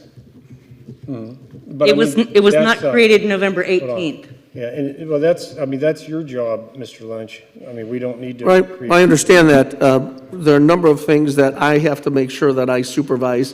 Finance, I need a finance director. Streets department, I still need a streets director. Electrical, I still need electrical director. And economic development is something where the amount of time that you have to invest it, especially in the detail work, is just absolutely massive. Okay, and that's why I agree with Ms. Blitzer on what she said, that I don't know with as important as economic development is, as you had stated, in the vast amount of time, I don't know that we've given it a proper amount of time to have council look at this position and see, okay, what the pay rate is, what is the expectations or anything. I think that it was kind of pushed through, and just because the money is budgeted there doesn't mean that the position is. I mean, we could slip through and budget the money for a nuclear bomb, but that doesn't mean that I want one set off on Quarry Street. Roll call. Whoa, I want a second address, Mayor. All right, you haven't I had didn't your have second. Yeah, you had two addresses on this. I'd had two addresses? Yeah. Okay. Does anybody else, Ms. Spetzer, anybody else have an address before we vote? Yeah, I just got one comment, Mr. Mayor. Mr. Alberini? It's my first address, actually. If I recall correctly, that council is legislative, the city manager is administrative. He takes care of all the hiring practices and the procedures of the Village of Newton Falls. it behooves us not to enter into that playing field, because when you do, then that's where you get conflict of interest, where, could you hire this person, could you hire that person? So again, I believe, correct me if I'm wrong, Counselor, you guys are administrative and we're legislative. Thank you, Mr. Mayor. Okay. All right. Anybody else want to weigh in on this? Okay, that hasn't. Are we good with the, Yeah, I wanted to ask the question, where do we get the other 2% from? Okay. Where's that coming from? Mr. Borek, you've used 2, and Ms. Spencer's used 2, Alberni's used 1. If nobody else wants to address, we're going to go ahead and vote on it. Okay. Mr. Mayor, I just want to say real quick that this is a raise for our city employees. I mean, it's 2%. It's larger than the 1, it's an additional 2% on top of the 1% that was previously allocated. This is a good thing. It's maybe not as big as it possibly, people want, but it's there. It's a raise. And I don't see why anyone would vote no for this. Thank you. I don't think they would vote no for that. I think that if we didn't have a position that we didn't really need budgeted in there, then we could probably give a 3% raise. But, all right, let's go ahead and vote. Zimmerman? Yes. Freymire? Yes. Alberini? Yes. Spletzer? Abstain. Bariak? Abstain. Okay, ordinance passes. Can you read resolution 1620? Mr. Chairman, could I just mention, I realize I don't want to be out of order. Can I be recognized for a minute? Yes. Thank you. You said the ordinance passes, and sometimes that creates some confusion. You're not doing it on purpose, I know. That has to go to a second reading and a public hearing. That's what I mean, that it's as the first. I get it, but tomorrow I'll get calls, they'll say, well, the mayor said the ordinance passed. It's just going to a first reading. Thank you. You're welcome. Resolution 16-2021, a resolution of appreciation and recognition to Nicholas Holub and volunteers from the Newton Falls Cleanup Group. Okay, do we have a motion? So moved. Second. Okay, discussion? Who sponsored this, sir? Who sponsored this? I don't have the paper in front of me. Oh, Mr. Zimmerman sponsored it. And the city manager. I see it now. Okay, is that all you had on that, Mr. Boryak? Well, no, I didn't see the legislation. I'd like to have my address, sir, when it comes up. Okay, yeah, would you like an address now on it, or? Yeah. Well, yeah, I'd like to have, is that a second address already? No, I mean, you're talking right now. First of all, I'm very happy that the people in Newton Falls are stepping up and doing some charitable work. It's our community, and I applaud them. And I'm glad to see Mr. Zimmerman get out there. Let me be the first one to shake your hand, sir, for helping the community.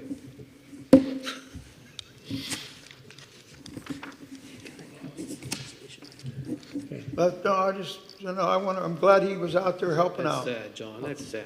I'll tell you. Did you have anything else, Were Mr. you out there, Boryak? Terry? All right, both of you. That's that topic. Did you have anything else, Mr. Boryak? Okay. If not, does anybody else have anything on this? Yeah, Mr. Mayor, I fished down there quite a bit. Unfortunately, this past weekend, I was indisposed, as you know, with a medical emergency, but I appreciate those young people going down there and cleaning that river out, and I've caught quite a few walleye there, muskie there, and things like that, so I never got a chance to meet Nicholas, but great job. I appreciate them, that group. And a note on Mr. Zimmerman. Mr. Zimmerman constantly walks Ward 1, picking up people's trash. He doesn't have to do that. People say he has an ulterior motive to do so. He's always done it, even before he came on council. So the only thing missing is Bentley, his dog. I miss him. Just as long as he cleans up after Bentley. Yeah. Okay. You have anything else, Mr. Alvarino? No, Mr. Mayor, thank you. Okay. Anybody else want an address on this? Sure, I'd like to go, Mayor. I would like to thank Nick. Nick Holub was a former student of mine, and I really want to know that I think it's outstanding that he took the initiative to organize this and get a group of people together and and I'm really happy that they did take the time out of their day and helped out the community and the river. I'd like a second address too. Okay, let me see real quick if Mr. Zimmerman or Ms. Braymire, do either one of the two of you want an address? Yes, just one thing I would like to add is that, in speaking with Nick, he said that with this, I guess, Facebook page, organization, whatever you want to call it, with the Clean Newton Falls, this is not going to be a one-time thing. He's looking for projects going forward throughout the year.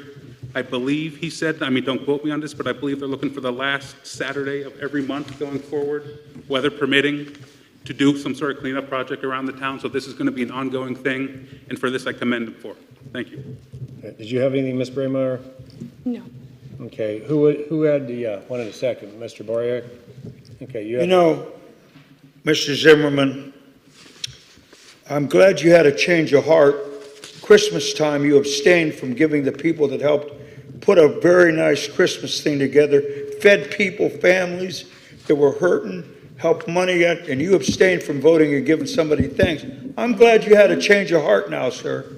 I really am. I'm glad that you're finally starting to see that you're doing something for the community. Okay, anything else, Mr. Boriak? That's all. Okay, anybody else want a second? Okay. All right, before we vote, I just wanted to also thank Mr. Holub and everybody that's helping him out. And as you heard me say many times before, individuals like you are what makes Newton Falls great. And I want to thank you and thank everybody that working with him, especially the youth that are getting out there. I mean, it's really awesome when we have, you know, kids going out and doing some of the things that they're doing to clean up the town. Thank you very much. Roll call. Braymire. Yes. Alberini. Yes. Spitzer. Yes. Bariak. Yes. Zimmerman. Yes. Okay, I think that's 5. Resolution passes. Okay, resolution 17-20-21. If Mrs. King could go ahead and read it. A resolution urging the Ohio State Legislature to pass House Bill 135 and House Bill 153 to bring fairness to the application of prescription drug plans for those struggling to pay deductibles and out-of-pocket costs for life-saving medications. Okay, do we have a motion? So moved. Do we have a second? Seconded. Okay, discussion? May I be recognized, Mr. Chairman? Yes.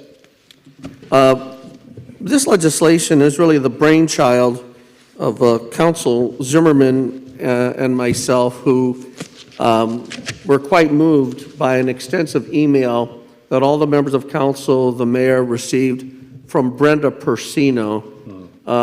Brenda Persino was leading an MS walk in May, and she herself is dealing with numerous physical challenges, in fact, one of which came to a serious incident, I believe just on Easter Sunday or thereabouts. And I know she wanted to be here tonight to ask the council to vote yes on this legislation.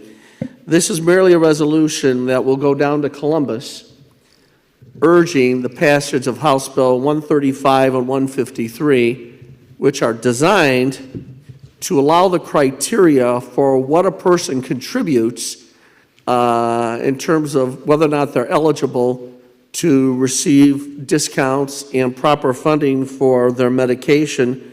Those people that in particular are dealing with a difficult financial situation. And Ms. Persino, in my opinion, is the poster child for helping people that are dealing with many of these challenges, and it's so easy for us to live our lives and let somebody else pick up the task of helping those that are in a difficult situation.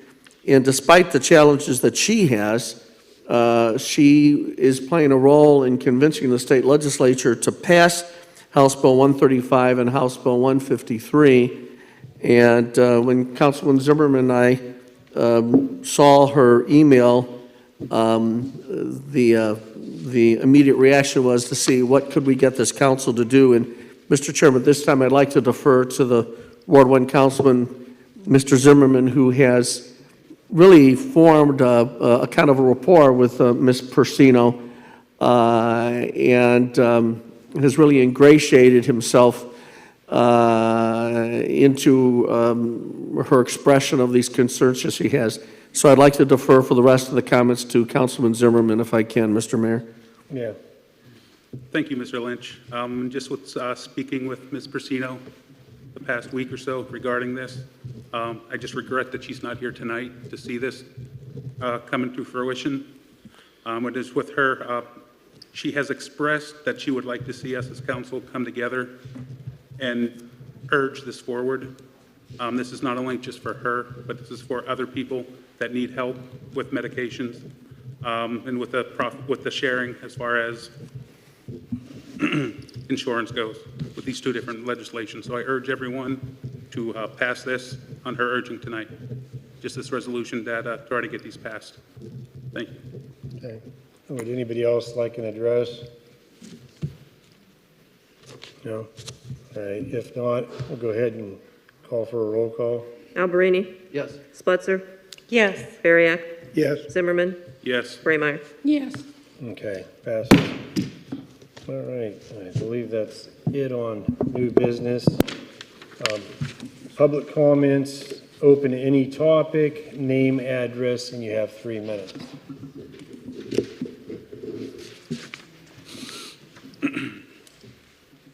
Christopher Granchi, 14 East Broad. I just wanted to start out by saying I find it incredibly ironic that the same 3 council members who quickly voted for the AMT deal with sketchy details at best voted just as quickly to shut down a one-time utility rate rather than a permanent one. So that's completely ironic to me. Mr. Alberini, you mentioned the editorial. First of all, no one cares about an editorial. Second of all, 136% of the people who voted for Ms. Braymire want her gone. If that doesn't speak volumes to you or anyone else on this council, I don't know what will.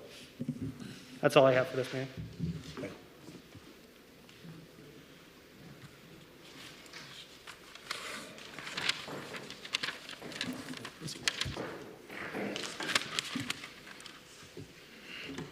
Richard Curlin, 611 North Canal Street, Newton Falls. I first want to address, I also spoke to ethics in reference to voting on a recall by a council person. They asked if that had happened. I said no. And I said, if it did happen, would it be a violation of the conflict of interest? And he said yes. And he explained where I could go to get information. He also gave me one other thing, which was our Ohio Revised Code 102.03. Anything of value, including money, goods, future employment, interest in realty, and everything of value. Now, if she votes and she votes to delay the recall, she will be getting more checks. As trivial as that may sound, it is more money. I was told by Mr. Henley, whether it's $5 or $5,000, they would want to do an investigation if that did occur. The other thing, and I think it is in the charter, as we said, and that is rules of procedure that you have to follow, the ethics. The other thing is about the recall. Our charter for the recall has 51% is to be taken of eligible voters. And it says pretty much that. Of those who voted, and that says in the ORC, of those who voted in the last election for governor. That was done. It was delivered to the city clerk, who, according to our charter, had 20 days to make that sufficient. She took the 20 days. She did not let Mr. Granchi or Ms. Nyhusel know that anything was wrong. Therefore, after 20 days, it's sufficient. That's what it says. You're shaking your head, Mr. Lynch, but that's what it reads. She had 20 days. Yes, she did. You're wrong, sir. She had 20 days to make it sufficient. I'm not going to banter back and forth.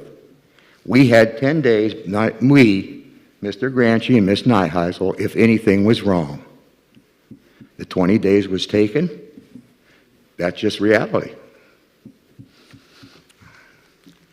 I would encourage council to now do their job whenever it's time and to set a date per their duties. And have a nice evening.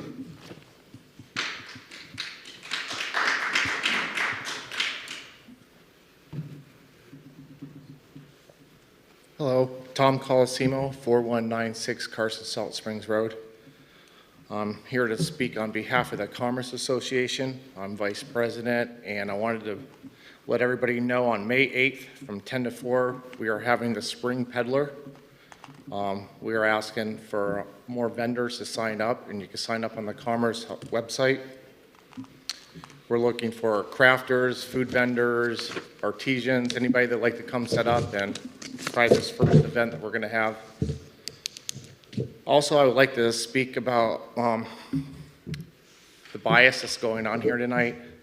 My friend Tim Stinson was asked to leave because he would not wear a mask. I've been sitting here this whole meeting with a mask on my chin, as Mr. Bariak and the sound person. It's okay, Mr. Bariak. I just think the rules need to apply to everyone equally and not just people that you guys want to single out and not have a voice here tonight. That's all.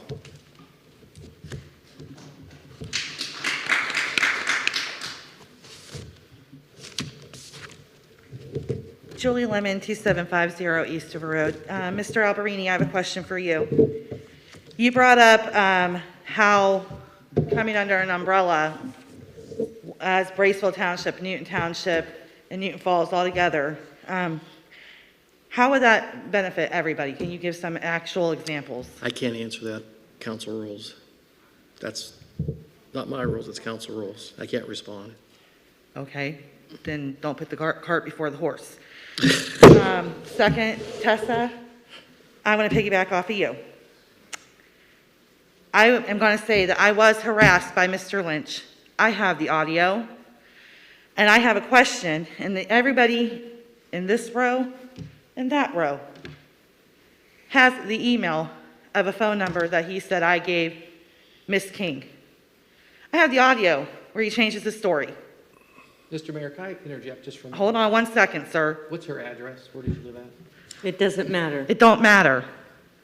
It does not matter. You know what, well, you do have to name your address. I did. Okay, yeah, I didn't catch it. It does not matter. I know he's your buddy. That's okay. We all got friends. But here's the thing. It's illegal to harass people. Now, if the council is not willing to reprimand him for his behavior, then I'm going to go above your heads. And I will contact the Attorney General myself. Further to that, this is ridiculous. You don't want to answer a question about something you brought up. So don't bring it up. Mr. Mayor, could you clarify our position on council as far as answering? Yeah, there's nobody that can answer right now. If he may choose when to it's time, in closing that's time. remarks. You don't have to answer it now. When it's time, and your final comments, you can answer it because you brought it up. Second of all, Tessa and I had talked at length over Mr. Lynch's behavior. And a question I have for the phone number that he gave me in that email that we all saw, where did you get it? I didn't give it to Kathy. That's not my number. Where did you get it? I can tell you right now, it was my number in 2013, long before you were ever on this, an employee of the city. You know, I forgot about it being my number. You know how I found out? I made an eye appointment at America's Best Glasses, sir. And they recited that number. So you're saying I gave Kathy a number from 8 years ago. Where did you get it? Because you were not an employee in the city of Newton Falls at the time. Thank you.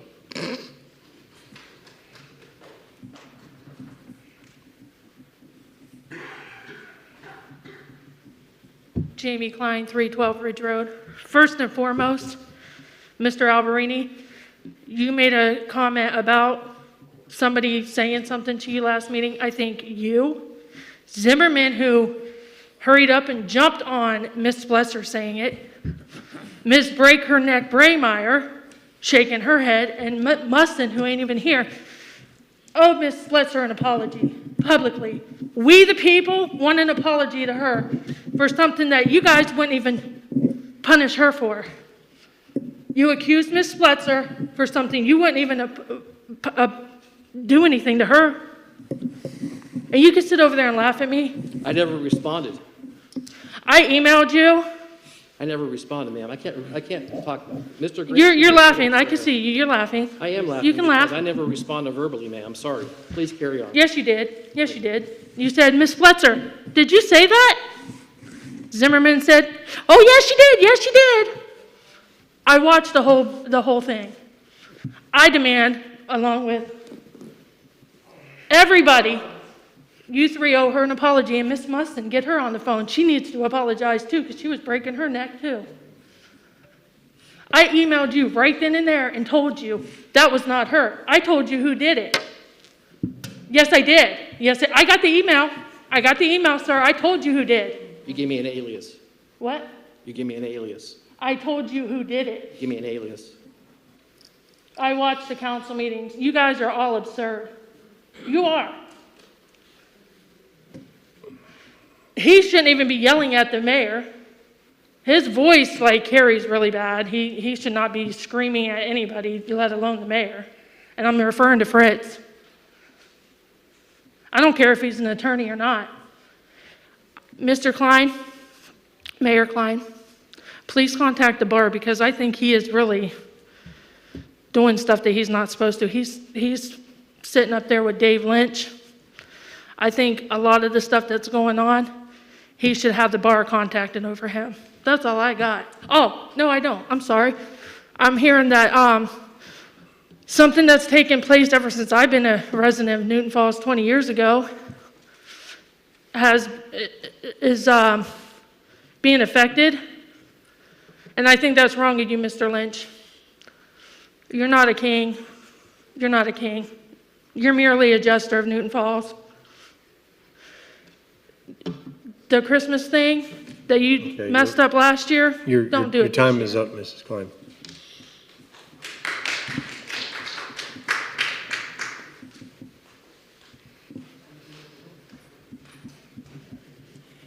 Laura Nyheisel, 227 North Center. So I really only came up here for one comment. I wasn't even come up here. But during one of the comments, it was talking about a news article about Newton Falls being the recall capital of Ohio. And, we wouldn't have that problem if people would do their jobs. So we wouldn't really have that problem.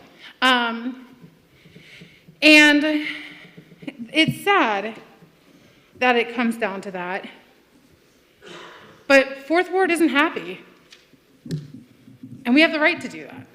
So even though we might become the recall capital of Ohio, it is still our right to hold a recall. I think the faster we get that completed, we will go from being 2/5 corrected to 3/5 corrected, and we only have 2 more to go. So, thank you.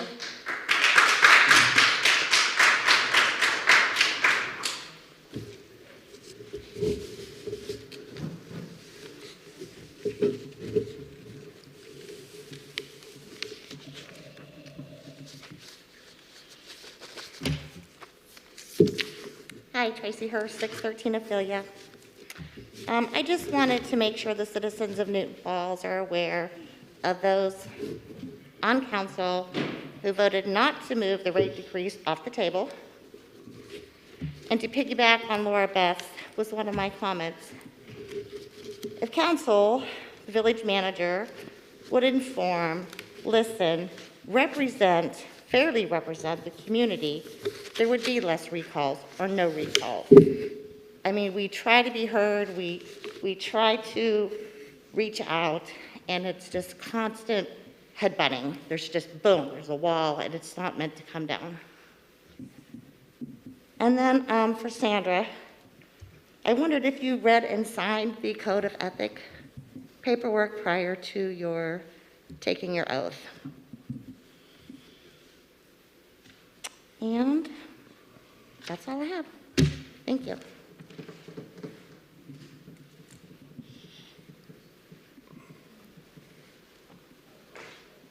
Mr. Stinson?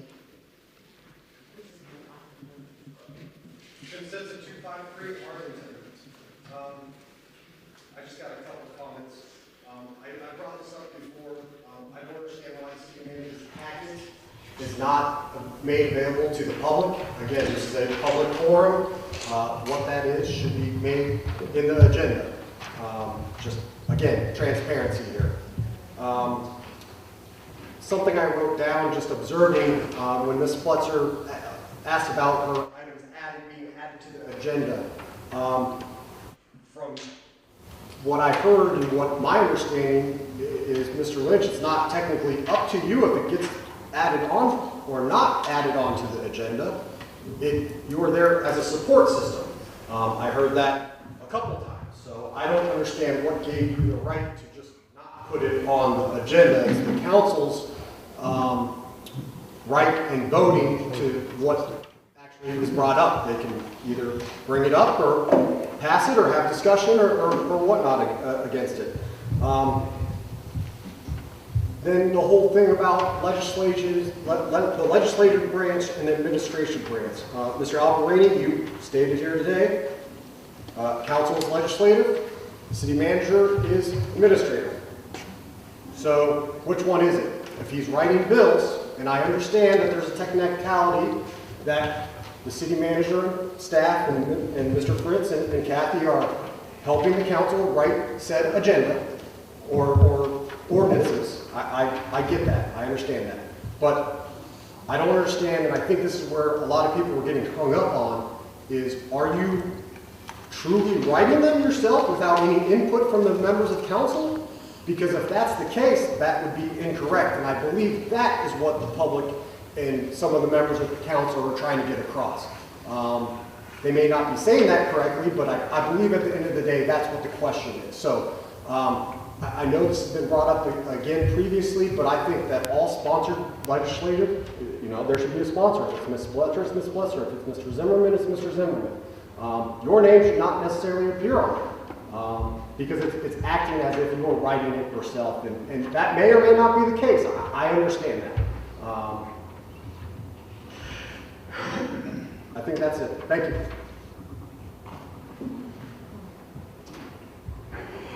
Okay, anybody else? Okay, if not, then we'll go ahead and go to closing remarks. If Mr. Zimmerman, do you have anything? Yes, sir. I just wanted to clarify a little bit that I just felt there was no need to remove the one-time rate discount from the table because we have a plan in place for a long-term rate discount for people and businesses. Not just a one-time deal, but a long-term deal that is in the works. We have discussed what this is, and hopefully this can come to fruition pretty soon. Coming up this month, or coming up this week, tomorrow, there's a planning and zoning board meeting, like Sandy said. I will be attending that also, just to be there to see it. And coming up later this week, we're just going to be another fire board meeting, and I'll be attending that as well. Thank you. Okay, thank you. All right. Ward 2, Mr. Boriak, do you have anything for us? Yes. First of all, I know we get spirited in a debate, but there comes a time when I'm going to put my foot down. I'm an elected council person. I don't need to be yelled at or talked down to. I have questions, and if the questions bother you, why do they bother you? Now, I did contact today I called him, Mr. Mark Haynes, and he said that hopefully, let me back up. Hopefully this council will set the date for the recall. And Mr. God, I can't pronounce it. Hanley or Homley, Mark, is Mark who I talked to. He said, once if she even opens her mouth, Mrs. Braemar, or participates in any way, they'll get right away involved. So I'm not going to participate in something that's unethical, and if this council chooses to do something unethical, well, that's so be them. The other thing I wanted to bring up, when you have ask a question to the law director, and he says, go tell it to the judge. I will not be disrespected, and I hope Mrs. Splitzer will not be disrespected. If we ever want to get ourselves out of the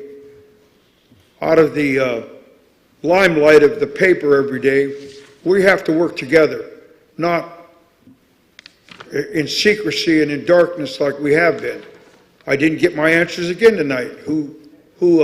I asked to see the emails, and I thought he was going to jump over Mr. Lynch, Fritz was going to jump over the thing and club me or something. He got so violent. Well, I want the people to know that I'm going to do the best I can, and as far as recalls, I've been involved in a recall or two myself. Let the people speak. That's all they want. The people want the chance to speak. If they want Mrs. Braemar, so be it. If they don't want her, that's it. But give the people. The people are the blood and soul of this community, not 3 or 4 people. Thank you. Hey, Ms. Blitzer, do you have anything to report for Ward 3? Yes, Mayor. On March 15th, Jamie Klein got up and spoke, well, we were still doing Zoom. Jamie Klein notified everybody in Newton Falls that was on the meeting, the Zoom meeting, that 211 signatures had been collected for the recall of the Ward 4 council position. That was on March 15th. On March 26th, Mrs. King took the petitions down to the Board of Elections. They took a couple days to certify the signatures. They were done by Tuesday. She chose not to go pick them up until Thursday. So as far as I'm concerned, we are at a point where I would like to call a special meeting for Thursday to set the date for the election. I would like to call a special meeting for Thursday at 6 p.m. and set a meeting for the special election.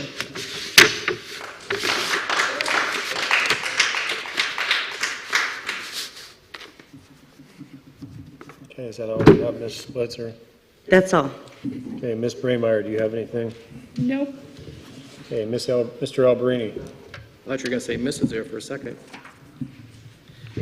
Thank you, Mr. Mayor. Just a couple of things real quick. You know, sometimes what happens in these meetings, people already have an opinion formulated of you, whether you've done anything that's maybe out of line or wrong or things like that. I believe that people should have the right to speak regardless of our public policy, whether you don't like my vote or do like my vote. I think it becomes personal and goes overboard. There's a spirit of hatred here that's really deep-rooted, and I'm not sure why. And as much as a lot of the citizens say, well, council needs to get their act in line, sometimes I'm amazed. I just sit here and don't say a word, and the venom is just go. It just keeps on coming and keeps on coming and keeps on coming. And it's funny, you know, there's comments been made, well, you just sit up there and look and smirk and whatever. It's like, I could be a statue here, and people are going to say things that relatively aren't true. Now, let me say this, okay? I want to keep it positive and upbeat. So, Mr. Granchi, I appreciate you coming to the podium tonight. Look good, look professional. I respect that 100%. I'm not here to take anybody to school or embarrass anybody. Probably it would be a good idea to investigate the legislation a little bit more, because the AMP-T contract is going to benefit Newton Falls in the long run with a $4.2 million windfall than this minuscule raise that we talked about last April. So it's going to benefit, again, it's going to benefit the whole town, number one. Number two, the lattes and legislatures events. You know, we've been part of it. We've worked hard to establish a relationship with the Youngstown Warren Chamber of Commerce the last 5 or 6 years. The village of Newton Falls, probably since and I'm not from here, probably since 1976, when Rockwell closed, never had any economic plan intact like other communities did to recover from that devastation. Communities like Twinsburg and Macedonia and Streetsboro. When Mayor Waddell got elected, one of his priorities was to start economic development. Look, I'm going to be honest with you, we are behind the 8 ball compared to other communities. We're trying to catch up as fast as we can, and we're trying to do the best as we can.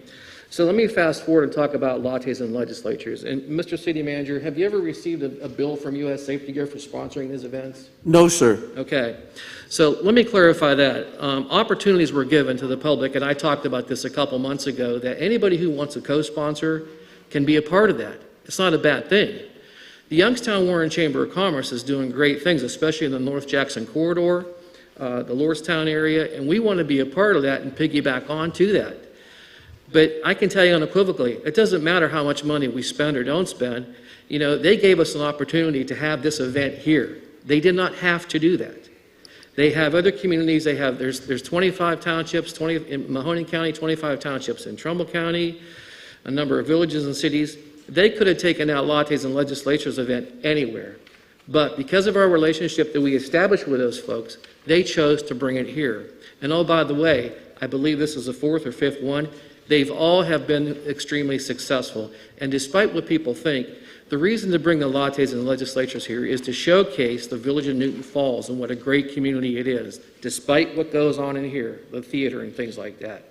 So here's an opportunity on the 12th to everybody here. I don't care what your political persuasion is. I don't care where you come from. You're invited to come and to check this out and see exactly what goes on. I would absolutely encourage you to do so, because there's a lot of things that we have been working on diligently behind the scenes the last 4 or 5 years. You have to get that? Somebody's phone. The last 4 or 5 years, and boy, I want to see things happen quick.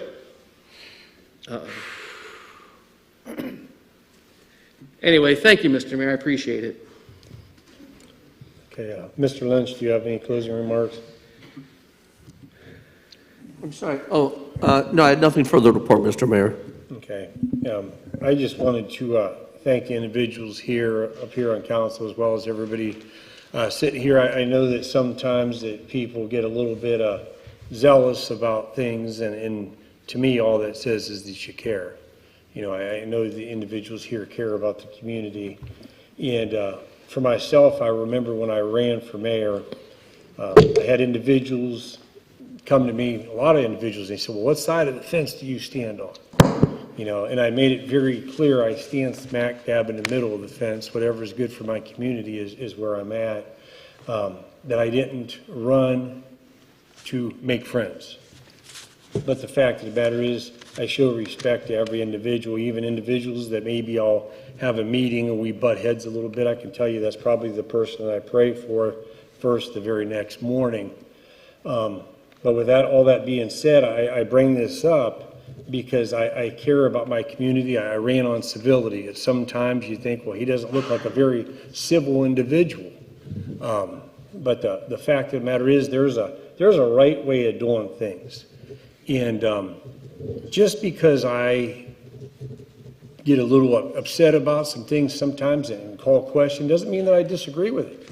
You know, there have been a lot of legislation over the last year that I've questioned and I've asked questions on, and it wasn't because maybe I didn't agree with it, maybe I didn't think it was good, but I don't approve of the way that we've been doing business this year. You know, there's too much stuff that's jammed through things that we're not looking at, and the fact of the matter is, when it comes to the recall, as I said, if I'm doing something wrong, my house is the first house that you can put the recall Klein sign, put it right in my yard. You put 6 of them there, you know, and it's up to the community to vote, you know, and that's the way a recall goes. And I didn't sign the thing. Nobody in my family has. But the fact of the matter is, I can tell you what I have right in front of me, that we don't pick and choose when to use the charter. And it very specifically says that what we're doing is not correct.